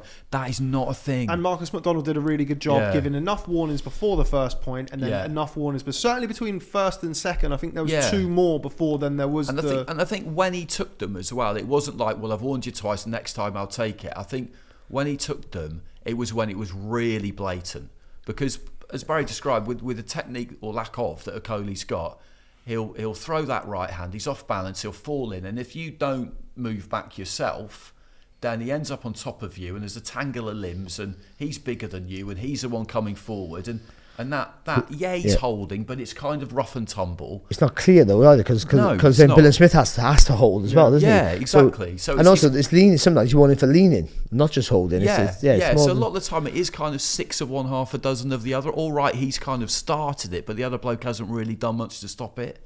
But when he took the point, particularly the second one, it was because he was knackered, and he just poked him in the chest and then grabbed him. Yeah, and then he's just like, hang on a second. Yeah, right. The punch.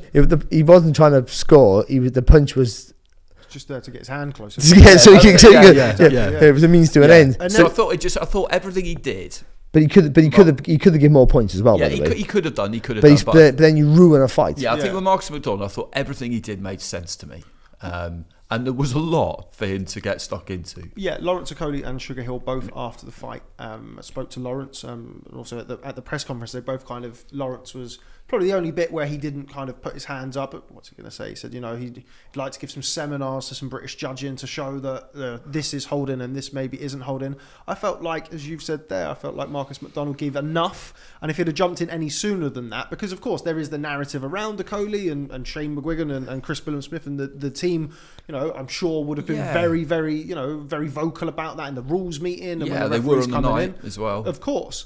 But still, I do feel like Marcus McDonald did a good job. Right, we've always done it. We always do. We focused on the holding, the knockdown, and Lawrence Okolie, what he needs to do in his jab.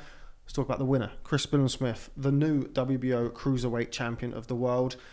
Okay, maybe not the easiest fight on the eye, but some performance from Chris Billam-Smith. Yeah, it was massive. It was absolutely massive, and I think it was definitely one of those ones where you felt the intensity of it and found it more absorbing if you were there, because I thought I watched it yesterday and it does come through on the TV, but it's not the same, is it? It just isn't, and it had that big occasion feel because, well, for obvious reasons.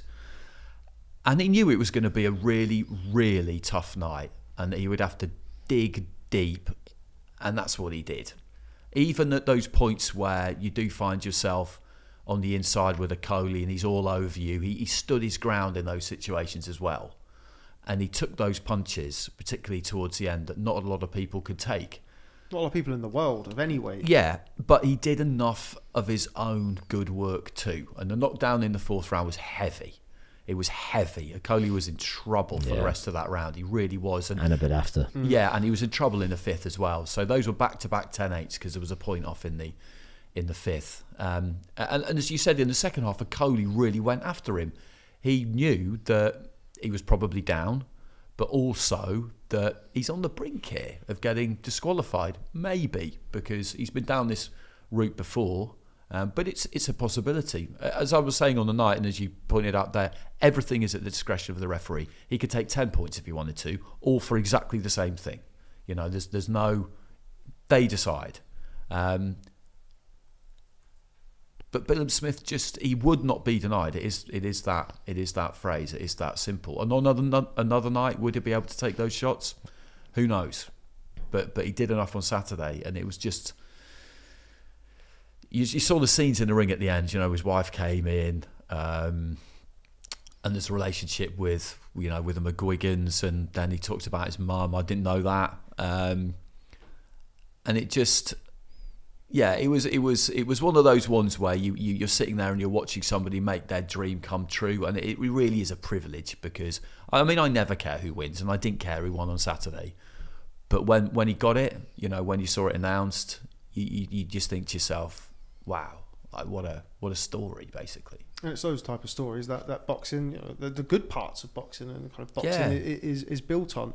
Barry, going to come to you, impressed with Chris Billam-Smith? Yeah, well, I'm not. I didn't think he'd win, but I wasn't shocked with how he went about it, because he's shown before, and we always go back about, you know, ticking boxing before you get to your biggest fight of your career, and he's shown toughness before in many fights. He's shown the willingness to dig in deep when he had to. He's never shied away from that, ever. That's been his quality. I thought that quality was going to be his undoing, ultimately, in the end, because he's up against the biggest punch he's been up against. I think you would say that. Riak was a big puncher. But different stages of that career. Yeah, of course, yeah. But either way, he's shown through his career that he's never shied away from a tear-up, if you will. So I wasn't shocked about that, but I was shocked that his resistance held up so well. I'm unbelievably shocked, and I just think it's that sometimes that focus you have, you almost just, and you don't know how you're going to react when you're really seriously hurt. I say this constantly, but it's true, and because you've dipped in the well before, you don't panic when you're in that situation of that half a second that you don't know where you are because you've been hit with a big shot. That happens. Oh, where am I? And some people just fire back. Some people look for a way out. Some people look to regroup. And he sort of does a little bit. He doesn't look for a way out. He sort of tries to regroup and fire back at the same time. He's really good at that. But yeah, I thought he was great. I thought he was great, and it just seemed that, you know, like you can't base a fight on that, but it just seemed everything was in his favour. You know, the way and the will he had to win, and all the things he had going in on his back there. I think all those problems he had helped him focus. Sometimes you need that. You need a chip on your shoulder. You need an issue. You need something wrong in your life. This is not fair. That's why poor kids from Mexico and council kids from the UK, that's why they strive for the top, because life's not fair for you. Because you've grown up seeing stuff and you've never had it. And you want it. That's what it is. You want to get your family. Or like some people there's 10 of you living in one room, like in Mexico somewhere, or in Brazil. You want to get out, and this is the way out. And for him, with all the shit he got going on in his life at the minute, so it seems, horrific stuff, you know, with his mum and so on, like, he wants it for her. You know what I mean? And like, sometimes, and I said this recently about stuff, and when he had that speech, I felt like crying. Not so much about his situation. Every fight, you put yourself there, and you just think, it's not about you. Sometimes, you're not doing it for you. You're in the ring, you're selfish, purely selfish, because you've got to be. But like, once after then, you look back, you think, actually, there's so many other people he's doing it for. Like his dad will never ever be the same. His mum will never ever be the same again. No, your granddad or your wife, your kids, forever, they're attached to a world champion. It might be for one fight, for 10 fights. It might be an all-time great. It's irrelevant. They're always attached to that. That's you've ticked their ambition. I like, that's a gift that people just can't give to people. No, you can't repay what your parents have done for you ever. You never can, by the way. For my son, if he watches this years to come, you can never repay what I've done for you. And selfish still, but that's the closest thing for you. Like the sacrifice your parents give for you can have a better life, and on that night, that's the reward. And it is, and like, I was well up now about it. Well, I'm thinking, oh mate, that's just like, you were never gonna. And when you hear that, you think, you were never gonna get beat. Like, oh, he literally, and he tried, nail you to the canvas, and he did try Okolie, to be fair, and you can't fault Okolie's effort in many ways, but Billam-Smith was just brilliant, you know, and he was trying to get low, he was trying to change the height of himself as well, you know, trying to sloop in close, and he knew he had to get close, he knew he had to make Okolie work hard, and he did, and I think he was, I don't think he could have got any better. And again, with the complaining about the holding, that was clever. Constantly keeping the referee aware. Just did it enough, didn't he? Because sometimes he wasn't trying to work, and he was going, "Hang on, ref, come on!" Like we all do that, you know. But he was over exaggerating it. He had to do that. He had to do everything. Otherwise, he was going to get like leaned and mauled out of the fight. Yeah, and that's it. He was. I think Matt Macklin and George Groves, who were with me, they had, after 3 rounds, they had Okolie winning 2-1 draw, and I had Okolie 3-0. And at that point, like we said earlier, you're thinking, okay. So that shot he landed in the 4th round, that's changed his life, hasn't it? Yeah. It's as simple as that. Like, that knockdown in the 4th round has changed his life forever. But you know what? It's one mistake. Like, they worked on it in the gym. I was going to say, it's one mistake, but it's a mistake he knows. Repetitiveness in the gym is so important, because you've seen that, and instantly, without thinking, he's thrown that left hook. And that, you know, the one of the big talking points, of course, ahead of the fight was the fact that Shane McGuigan had trained Lawrence Okolie for 3.5 years, and that was something that was drilled, and it was something that the exact thing that happened was what had been drilled in the gym. Make him miss with the left hook, gets out of position, step back, and then the left hook round the side. I gotta say, I know I always sort of say the fighter makes the trainer and all the rest of it, and I do, and I don't want to dig trainers out all the time, because they're great, worth their weight in gold, or they're shit either way. But Shane McGuigan's had him pretty much from the beginning, haven't he? And also all the fighters that have come and gone over the years, for whatever reasons, that's none of my business, he stayed. Yeah. And that's a great story, that is. And also, his star man left for what, again, I don't think it was nothing wrong. It was very respectful between the camps, but still. But anyway, his star man left, and he was stuck with him. Like, you know, he took that kid off the bench. In another sport, that's pretty much. You took him off the bench and go, listen, you're batting next, mate. Sorry, and he stepped up. What people would throw at Shane McGuigan, and they've done it with Ben Davison, is that, you know, Frampton was oven ready. You know, he was a ready-made fighter. Like even Josh Taylor, even though he trained him from the beginning, they'll just say, well, he was an amazing amateur. You can say that for everyone, can you? You can say that for every trainer. That doesn't mean that. But that's what people would say. They'd say, well, you know, without someone that talented, anybody could have done that. But no one's going to say that about this, because Chris was a good, solid amateur. He was on the fringes of that GB setup. Got to a couple of ABA finals. But he wasn't the kind of guy that you would have expected the McGuigans to sign, to be perfectly honest. But they did, off the back of him turning up on New Year's Day for sparring and things like that. So he kind of made it happen for himself. And again, it was, if we could get Chris a Commonwealth title, that'd be great. And then they got him a Commonwealth title, and you think, wow, this is brilliant. Anything above this is a bonus. So Josh Warrington. It is. And we talk about it a lot, but it it just is the way to do it, when by nature that is how you're doing it, when your expectations aren't all the way up there, they are just to the next step, and you just keep going, and you have a look around and you think, okay, I can do this, and then you win a European title and you come through a few fires, like Barry said, Riakporhe and Chamberlain, and you think, oh, okay, that was a tough fight. Really hard fight. And he had like the hard fight with Massey as well, didn't he? No, that was Riakporhe, wasn't it, with Massey? Massey? The hard fight with Massey. But it is a terrific story, and one that will, inspire a lot of other people. That things do seem, if when you start you just say, right, I'm going to be world champion, that is so far away.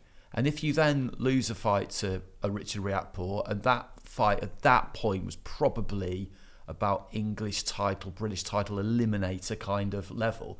If you've said I'm going to be a multi-weight world champion, and then you lose a British title eliminator, you're just thinking, well, that's never going to happen then, is it? Yeah. But if it's a slower build, and also he was in a pecking order. He was below the pecking order in the British scene, let alone world scene. Let's be honest. And on Saturday night, he was the biggest underdog in those three fights we had. Like I don't gamble, but I imagine he would have been on the odds. Bear in mind, one of the guys have already been knocked out by the guy who was boxing again, and he's still a massive underdog. Yeah, against all odds, and that's the great thing about boxing. It wasn't a great fight to watch at all. I watched it at home, so it wasn't great to watch. Like we didn't get the euphoria of the crowd and the atmosphere. You don't get that, unfortunately. But you get it before the fight when they're walking in, the ring walking in. That was all great for him. You could feel, and the way he walked in, he was so intense, wasn't he? You know what I mean? You can feel all that, but actually when the fight's happening, it's just the fight. So it wasn't a great spectacle. But it doesn't matter. You almost want to win a world title hard like that. Yeah, it seems weird, doesn't it? Why would you? It's because you've won it, because it's a hard sport, and to become a world champion in a hard fight, so it seems quite nice. Well, I spoke to Chris Billam-Smith afterwards, and he said, when the second point went off, what went through his mind was, God, I hope he doesn't get disqualified. He wants to win the title. He doesn't want someone to say, but you won it because of Okolie's holding or Okolie's doing this. Like, obviously, it had an impact on the way the fight was scored, of course, but he didn't want to be robbed of that moment. And you mentioned there, you want to win a title off a champion if possible, and a good champion, and somebody who, okay, Opataya has the best win in the division, but I think he's number one. Yeah, had Lawrence Okolie as the best cruiserweight in the world.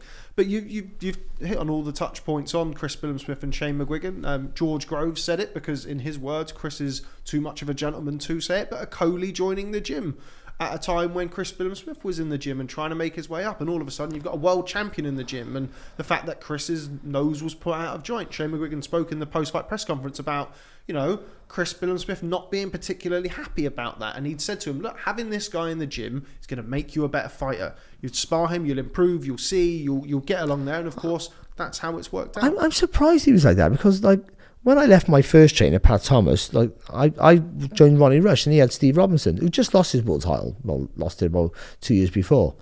But I was happy to be in the gym, because I was a prospect going up. But I was around him more. It was good for me. I think I'm surprised Billam-Smith wasn't happy. But if you were kind of on your way up, I suppose, and on the fringes of, he probably wasn't even quite there, and as somebody in your weight into your gym. I've already beat the British champion and the Commonwealth champion, so I was like top 5 in Britain. Chris, when Okolie came into the gym, he wasn't on the fringes of titles. That's what I mean. So I thought you would have been happy to have him, because you got someone there your weight who's really good, and you got someone to spar with and learn from, and you never see him as a rival so much then. I think that's the thing, because you never, and no one would see that. I know with Shane McGuigan, he'd think, I got Lawrence, but they won't be rivals, because we'll help Chris, and that's how we'll get him. It was the kind of the perception of it from certainly the trainer's point of view. But it's like fighters can be quite. But also, you don't profession. No, we're all saying we never thought he'd get there. Yeah, for sure. But he obviously thought he did. Well, do you know what I mean? I was going to say that the fighters have to be the biggest liars. You have to over dream and all that sort of stuff. And again, you think, he did well to get there, or you think you get British level, that's good. But he's thinking, I'm going to be a world champion. Yeah. We've spoken about, you mentioned it earlier, I've told this story a few times over the years, where I remember being in the gym in Wandsworth, which is a couple of gyms ago now, and Jake McGuigan saying to me about Chris, is Chris a great guy? If we can win a Commonwealth, maybe fight for a British, we've done great for him. You mentioned the New Year's Day spars and traipsing up from Bournemouth to spar George Groves and David Hay while he was, he did well as an amateur, but not an amateur with a huge amount of acclaim or didn't, wasn't an Olympian or a medalist at a major event, and kind of got there really in McGuigan's gym by asking Shane and kind of, not going away really, and always being the guy who turned. They used to call him Sick Note because he used to do all of the sessions, but because he wasn't at the level where he had that kind of peak conditioning, he was getting injured or wasn't able to do them. And yeah, he's kind of a great example. I spoke to Adam and Hassan Azim after the fight, and I said to them, he's a world champion and he's not anywhere near as talented as either of you two. And it's just by that staunch dedication. We did a day in the life with him before he boxed Armen Jojai. Yeah, I saw and he's it. got his mouth tape on because it helps you breathe properly, and he's got his crazy goggles on that help him sleep properly, that block out the rays, your blue light goggles. When he goes home at the weekend, he's got a 1-year-old son who turned 1 on the day of the weigh-in, so the day before the fight. He goes home to his wife and he spends the day with them, and then he sleeps in the hotel because he needs the sleep. He's aware, Chris Billam-Smith, that he is not an Adam Azim. He's not a super talented fighter. He has to make the sacrifices. He has to be in the gym. He has to dedicate himself, maybe more so than somebody else. I mean, I'm not saying that Lawrence Okolie isn't dedicated, of course not. But he's aware that he can't afford to take any. You had the brilliant line with him, didn't you? Where you spoke to him in the gym and he said, I don't drink because I'm not talented enough to drink. Yeah, I'm not talented enough to drink. And he's just got his head screwed on, hasn't he, basically? And if you want to squeeze every last drop out of the ability you've got, then these are the things you have to do. If you want to retire with absolutely no regrets about things, then these are the things you need to do. And there are plenty of other people out there who are doing them as well. But another thing I kind of like about when I've heard him talk about training is that you do all of these things and they're marginal gains and, the 0.1% and all that stuff that people talk about. But the biggest thing is your boxing training, and that always has to remain the biggest thing. The biggest thing is when he goes into the gym with Shane, and that has to be how it stays. And he's never, and he's just absolutely, it's a point he will make when talking about the other stuff, which is that all of that is great, but the biggest thing is what you do in the gym. Absolutely. Natural talent, right, is a gift, but Roy Jones gets angry, doesn't he, about no, it's naturally talented boxer. I work for that, but you had natural talent, mate. You just worked, and that's what made you the best. But natural talent is the final ingredient that puts you above everyone else. Whatever level that you're at, your natural talent puts you. If it's British, you put you with the others because that you've got more natural talent than them. If you do all the other things, and luck is a big factor, because the most talented fighter on Saturday night lost. The most naturally talented fighter in those 3 world title fights on Saturday night, Michael Conlan, got beat. There's the irony of that. The most naturally skillful, the beautiful one to watch, can do so many more things than anyone else in that ring, in any of those 3 rings. Of all those 6 fighters, it was him who could do the most, and he got beat. Yeah. So it's just, the talent is everything, and he worked hard. He trained hard, but he didn't have the luck. Got caught, whatever it may be on that particular moment. The things didn't work for him. So talent's a really important ingredient, but it's not the main one, and it's not. And Billam-Smith has talent, just not as much as others. Yeah, you see the slogan on gym walls all over, don't you? Hard work beats talent when talent doesn't work hard. It's a Mayweather motto, but I imagine it existed long before he picked it up. But it's true. Yeah. You have to. In theory, everybody can completely dedicate themselves and train really, really hard. In theory, that's not a variable. And then the thing that would determine who beats who is exactly what Barry just said. It's just talent. But that ability to dedicate yourself, not everybody has it. I mean, you could argue that is a talent in itself. But his talent, you know what his talent is though? He's tough. Yeah.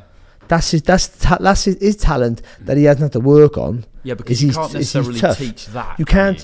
There's other things you can't teach. Speed. You can't teach speed. You can get a little bit faster, but ultimately you're faster. Or power. you can get a little bit more powerful, but you've got power, you haven't got power. There's some things you're given things. Yeah, like your twitch fibers and stuff. Yeah, whatever like it is. Yeah. Or vision. Some people got great vision and can see things before they happen. That anticipation thing, they almost see it before they happen because they can react quicker. Whatever it is you have is your strength. His is his toughness, because he's tough and he is. Yeah, and he took it to a... So he works hard with everything else, but he has a natural talent. It's just not the obvious one of beautiful skills and all the rest of it. No, that's right. That's exactly, that's... You just got to find what your talent is, what you work for. Yeah. Frotch, yeah. But actually, Frotch was a good boxer. Yeah, but he just didn't always look...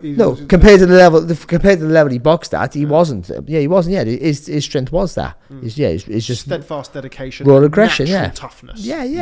Yeah. Will to win. Yeah. Just refusal to accept anything else. I remember talking to Frotch about training once, and we had him on talking about training methods, and he just said, it was simple. He said, I ran, I sparred, I did push-ups, pull-ups, sit-ups, and dips, and I believed in myself. That's what everyone did. He said, and the last bit, that's the most important bit. You've got to do all that other stuff. But if you haven't got the last bit, then you may as well not fucking bother. Because you can do as many sit-ups as you want. I could do quite a few sit-ups, actually. But if me and Barry had a fight, I know who would win. You keep calling me out all the time. Stop it. We've mentioned Shane McGuigan and the role that he obviously had to play in this fight, and the role that he's played in the past with so many other fighters. We mentioned Carl Frampton, Josh Taylor, George Groves, indeed Lawrence Okolie. Where does this rank for Shane McGuigan's biggest achievements as a trainer? Taking somebody who didn't have that acclaim, somebody who did lose around British-ish title level. It's got to be probably the most satisfying. It's not the biggest, because I think Taylor's the biggest, isn't it? What's that? It could be all Frampton becoming a 2-weight world champion with Frampton, beating Santa Cruz in New York. Maybe. That is Frampton. Frampton's his biggest achievement then. Oh no, I mean his biggest accomplishment. Yeah. It's because he wasn't with Taylor when he unified, was he? He was with him when he unified, but not when he became undisputed. So he had him for the Baranchik world title win, and then the Regis Prograis unification. So it's a tough call as to whether Frampton or Taylor's. I mean, Taylor he had from the start, and he was a really good amateur, but not all really good amateurs become unified champions. Do you know what? I changed my mind then. I'm sure I might be good, because I think that run they had with Taylor, I think it's Taylor, managed and trained there, was brilliant. Yeah, the way they moved that career was right for that fighter. You couldn't have done it better. The other fighters would have got beat. Postol. Postol. Well, before you boxed for the world title, the Postol was a harder fight than Baranchik for the world championship. Yeah. That's the crazy thing for that. Postol showed a few fights later and a couple of years after that. He was still very closely run against Jose Ramirez for the world title.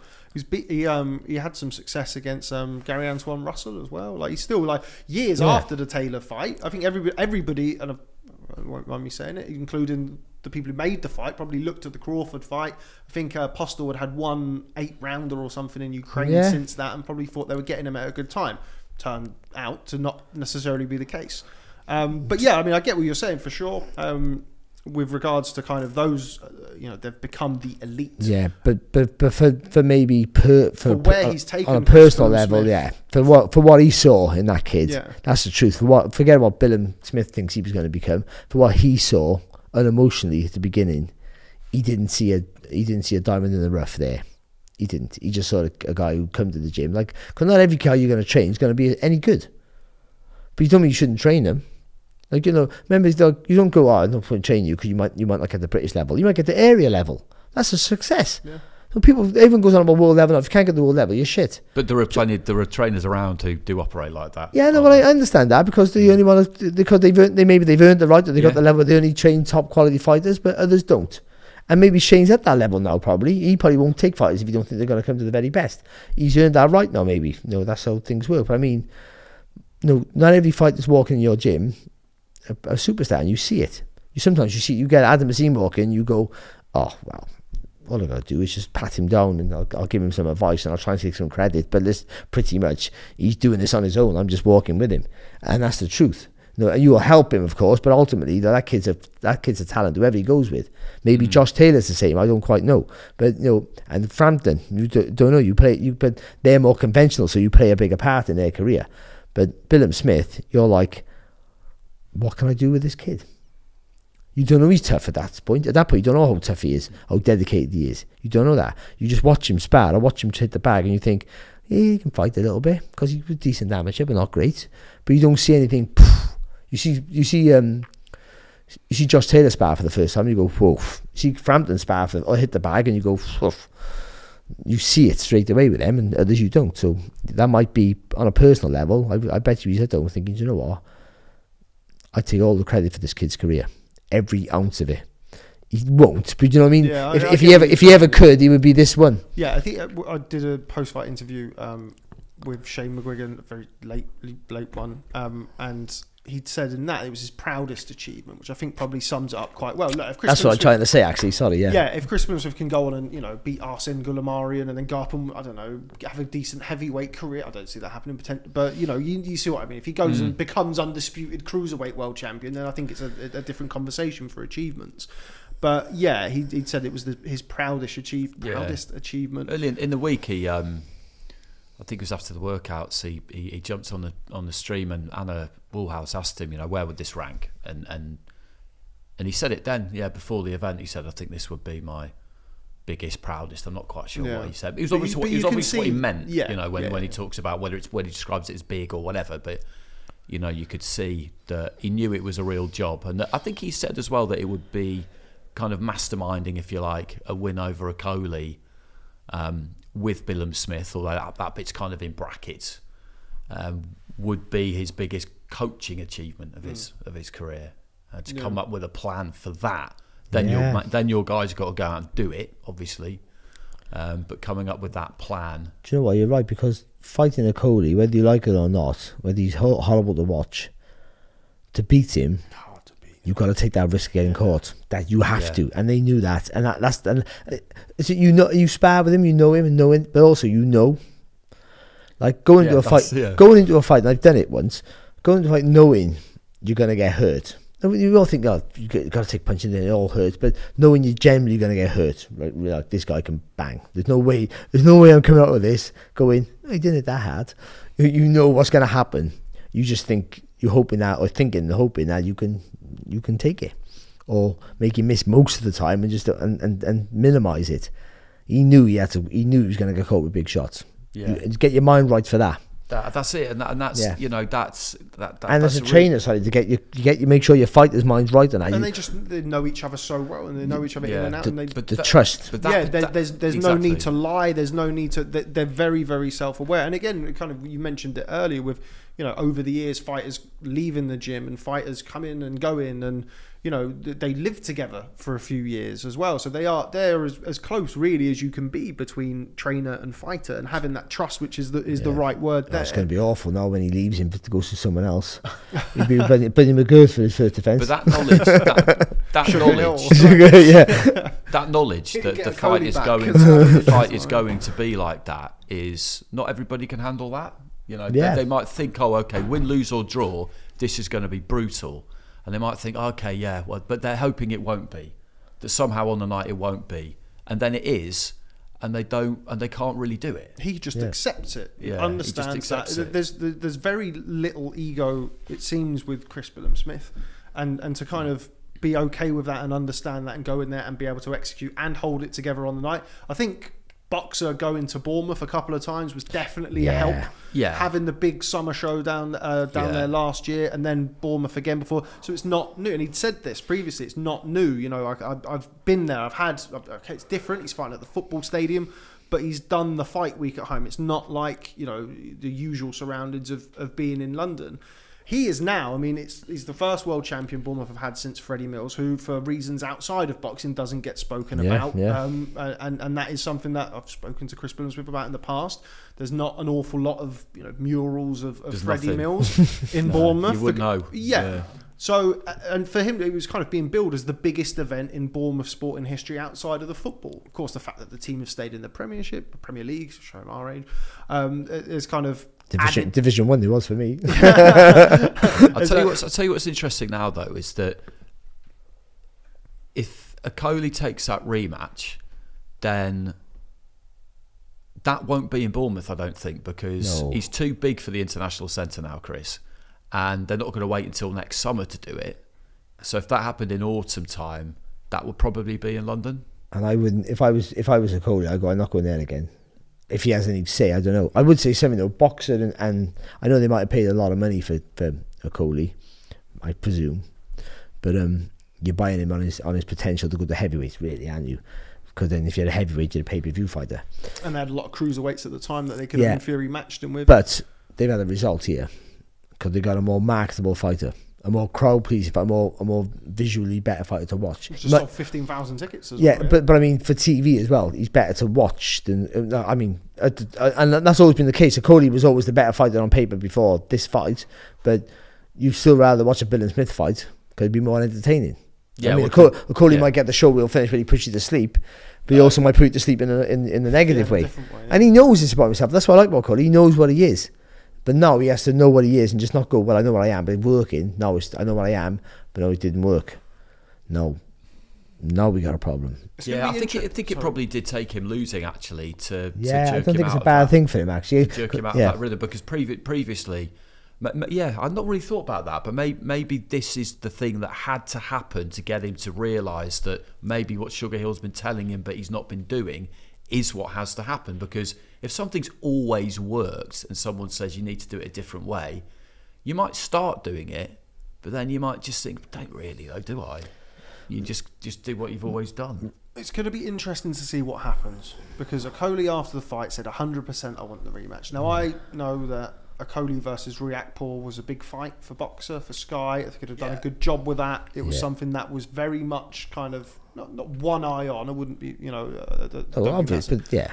But, Okolie, big favourite against Billam-Smith. Yeah, great spectacle. Billam-Smith can go in there, not get blown out. He can always come again. He can box in the Bic for his comeback fight, and then there we go. And then you've got Okolie versus Riakporhe. They had their little push and pull at the Creed premiere. You can build that fight.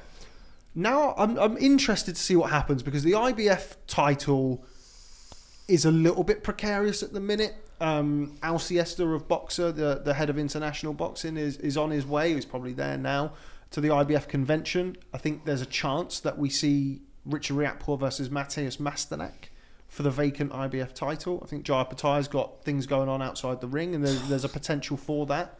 He might be fighting Tyson Fury as well, apparently. Who knows? But that's could be for a different day. We're not going to do that today. Loved your tweet. But it's going to be interesting now, because Okolie, he could move up to heavyweight and drop down and box at a level where he's not as much risk as if he went up as a champion, and then immediately you've got that behind you, and then you can settle into the weight. One of the things that Shane McGuigan said in the build-up was that he has to have that advantage. He has to come down from 108, 110 kilos to 90 kilos, so he feels like he's got that. In the post-fight interview, he said, I feel like Lawrence should move up to heavyweight and learn and refine his skills and do what he needs to do, go up to heavyweight now and get those opportunities. The other side of it is Lawrence very headstrong, very proud. Despite being very self-aware and objective, he'll want that back. He'll want to win the just because he lost. Forget about the title. He'll want to get the win back. But if he doesn't, then Chris Billam-Smith versus, depending on what happens with the IBF, you could get Riakporhe faces Masternak, wins that, and you got a unification there. Or maybe that doesn't become available, and you can do CBS versus Riakporhe 2 as a world title fight. Okolie goes to heavyweight. And I think Goulamirian's kind of reappeared with a slightly more sensible head on when it comes to money, because I understand how it would happen, because he was in massive demand. He knew that they wanted a world title fight for Billam-Smith, and he was talking telephone numbers. And he also had some, again, management stuff going on. And they all think the UK is literally like the paved to gold. Yeah, they do. Oh yeah, UK fights, stadium fights, and all that. And but I think that if I was Billam-Smith, I wouldn't want the rematch with Okolie. I just wouldn't. If I could avoid it, I would. I wouldn't care. I beat him already. I keep saying I beat him already, but it's not his choice. If it's a rematch clause, and if I was Okolie, who wants to fight Okolie?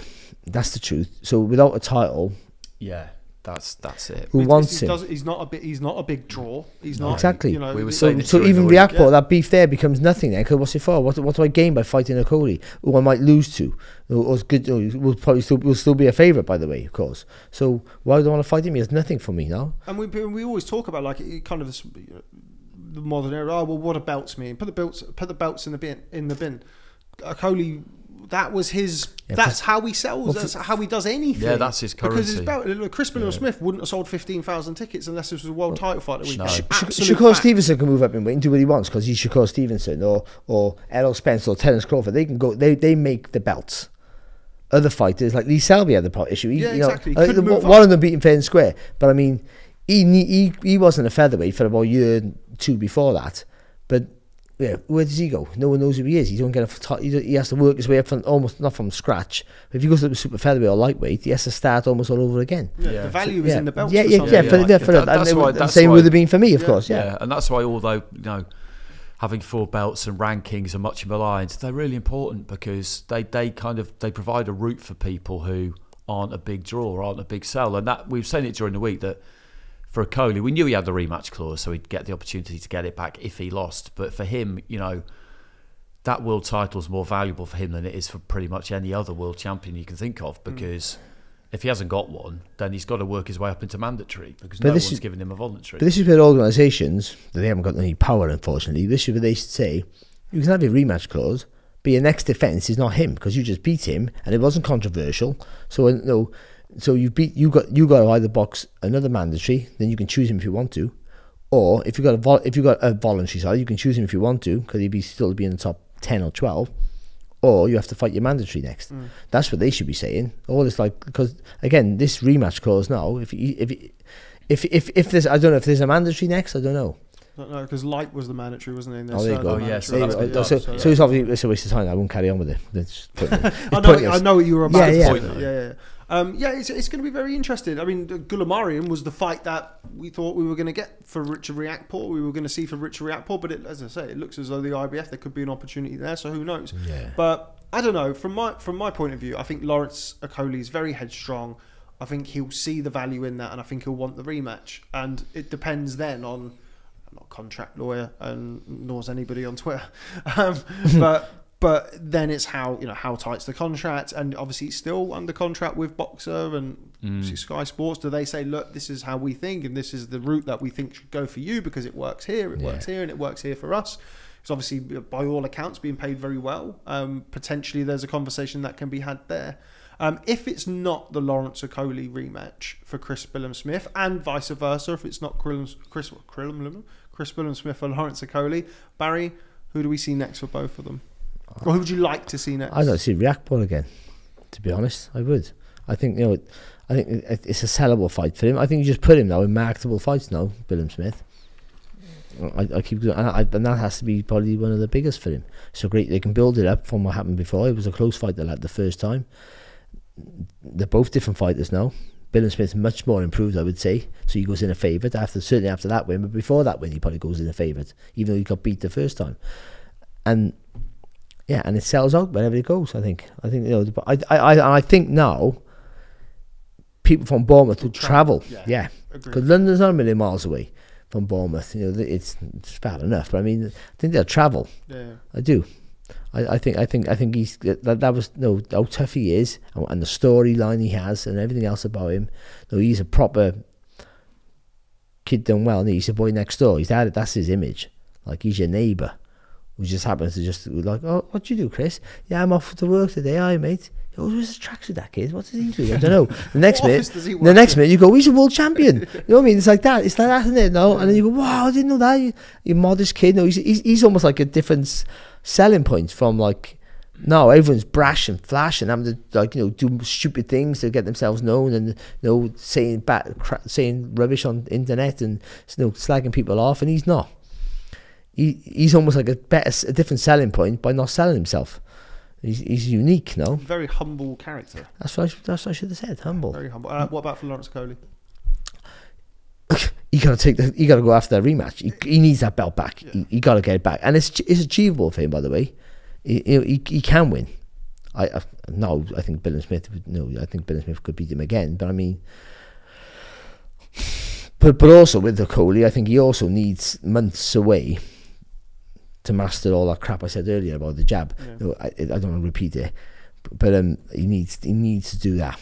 And if he does that, he's 3 times the fighter he is now. It really is. Like he is maybe unbeatable. What about a move to heavyweight?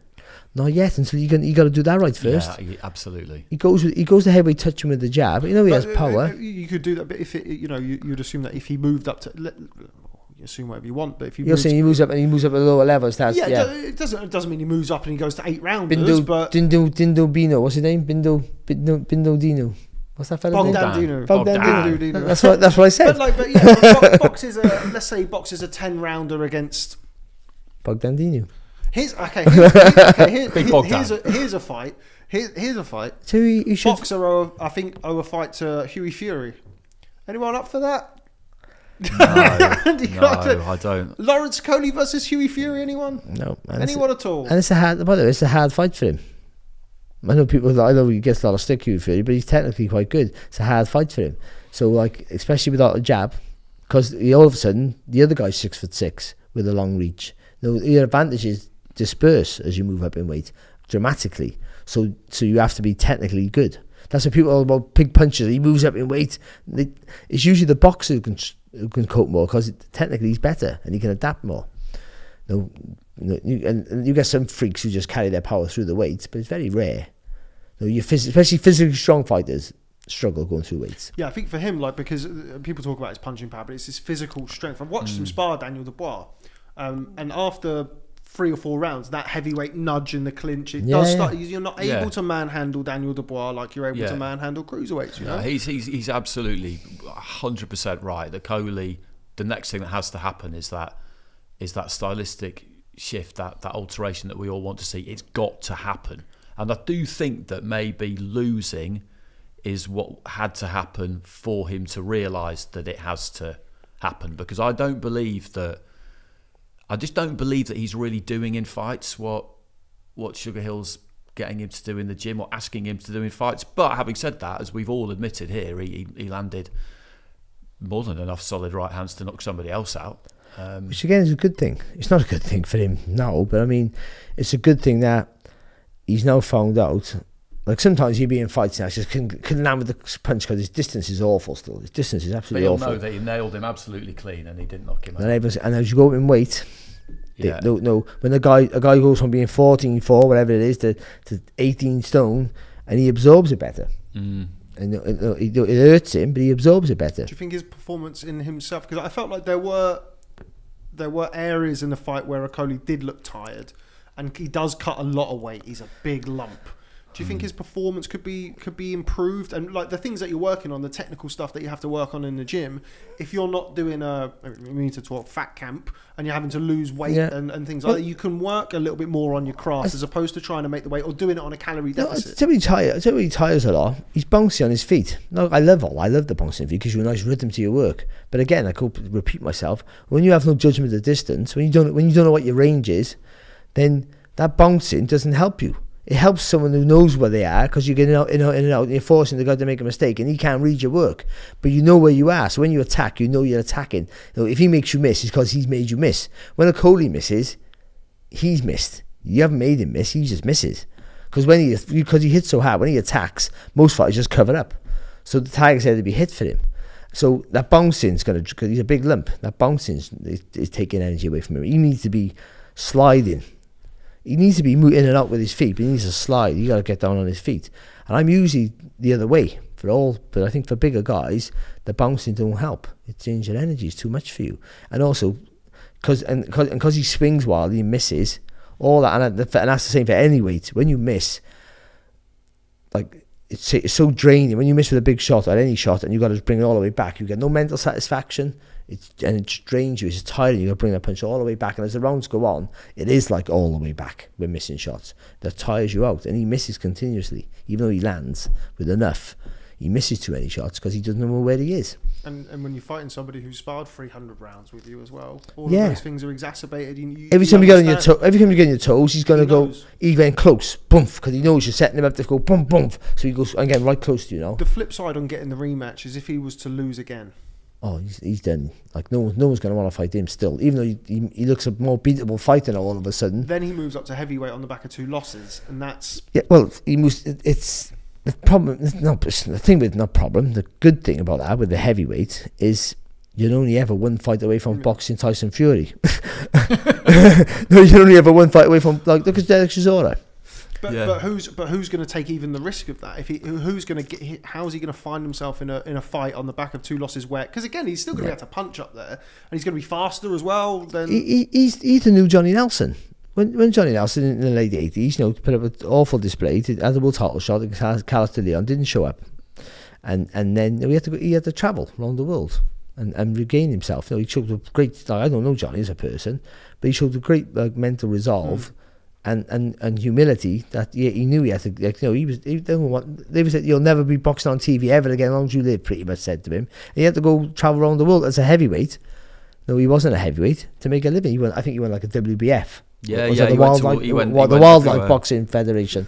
But did loads of sparring camps in East Germany, stuff like that. All that. He did what he needed to do. So Okolie's him. He'll be avoided for a different reason, but he'll be just avoided. You're a nightmare to watch. You're not TV friendly, but you are dangerous. So why would I put you in with my fighter? He'll be go like back in the 50s when boxers wouldn't get opportunities because they weren't the good looking Italians. It'll be that sort of stupid scenario. Why would I want to fight him? He's rubbish to watch. Unless he knocks you cold. That's the only good thing. Apart from that, he just spoils his way through a fight. No one's going to watch him. So, but he can be better. That's what I'm trying to say. He can be a better fighter. He would be fan friendly, still safe. Lawrence, I'm telling you, still safe, more fan friendly. You're not ever going to be a massive crowd pleaser, but you'll still be effective because you have power in the end. People forget about you. You won't be holding them all in. You just be more safety and more jab like Klitschko.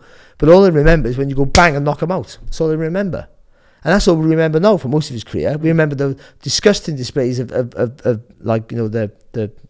asking or him knocking people out. So we don't remember the in-between stuff. So he can still be a good fighter and still be a marketable fighter. But it's got to happen now. You got to do those. You got to do that work on the fundamentals. And I mean now. Yeah, he's under real pressure. If he takes that rematch, he's under massive pressure. He is now, thanks to me. Maybe that is what. maybe that's what he needs. Like maybe he has to put himself in that place, and then either it gets forced out of him what we think is there, or it doesn't.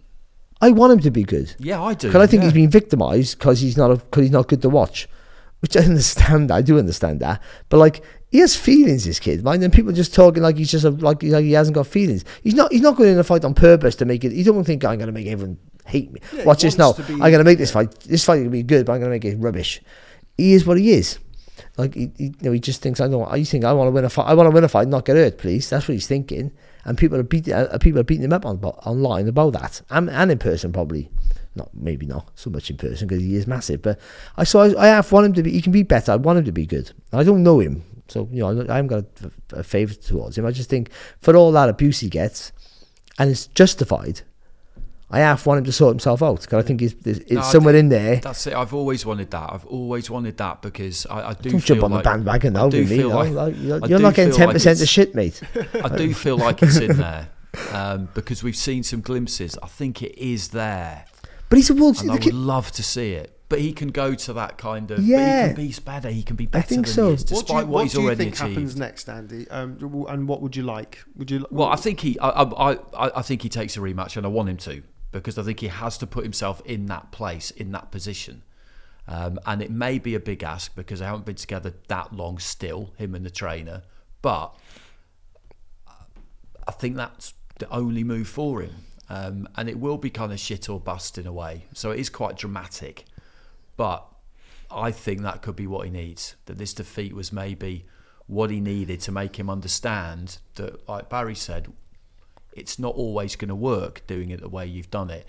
It did up until that point, so it's entirely understandable. But that you would persist with it, but you've just been shown that it doesn't always. So now this other thing we've been telling you about, we have to flick the switch now. So I do want to see him take the rematch with.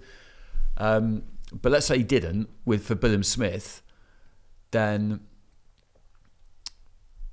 I would quite like to see Riakporhe take on Masternak. Let him do that.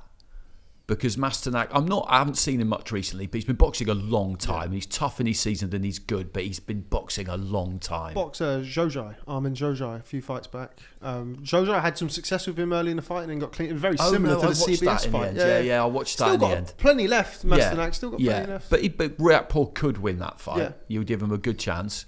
In the meantime, if Billam-Smith, I would say he's earned a nice voluntary. Pick someone in the top 15 who they think will sell okay, and then either just ram out the international centre. I know we've said he's too big for it now, and he is, but if he's got a voluntary kind of, not homecoming, but you know what I mean, then you could do that. Exactly like Zhozai, where it's good to watch and he chins someone, and then next April, May, Riakporhe and Billam-Smith. Yeah, if you can build up another stadium fight, then you just keep him in Bournemouth. Yeah. I think that would be clever. And particularly after what we saw, I mean, the kind of the topic of what was discussed, him in Bournemouth, it could prove to be a different. Actually, a Zhozai, because he was perfect, wasn't he, for that fight last Christmas? Game, entertaining. Billam-Smith versus Gulamarian. Yeah, I do wonder. That's a war of a fight, that isn't it? And that was discussed. That was probably the one that was the most likely looking of the world titles before Okolie had the light fight and came out. So actually, I'll do it, and it was like. Yeah, and all of a sudden it kind of went pretty quickly after that.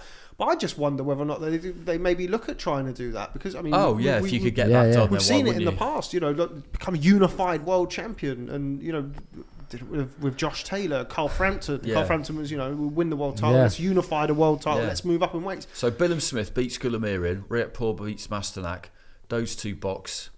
And those two box, and then they get the winner of Badujak versus Canelo. Yeah, that's it. For the undisputed cruiserweight title. Go to Saudi and box on the undercard of Wilder, Joshua, Fury, Usyk. God, we're in the realms. Go to Saudi boxing undercard next year sometime. Jake Paul versus KSI, and then make an absolute shit ton of money. The pair, whoever it is.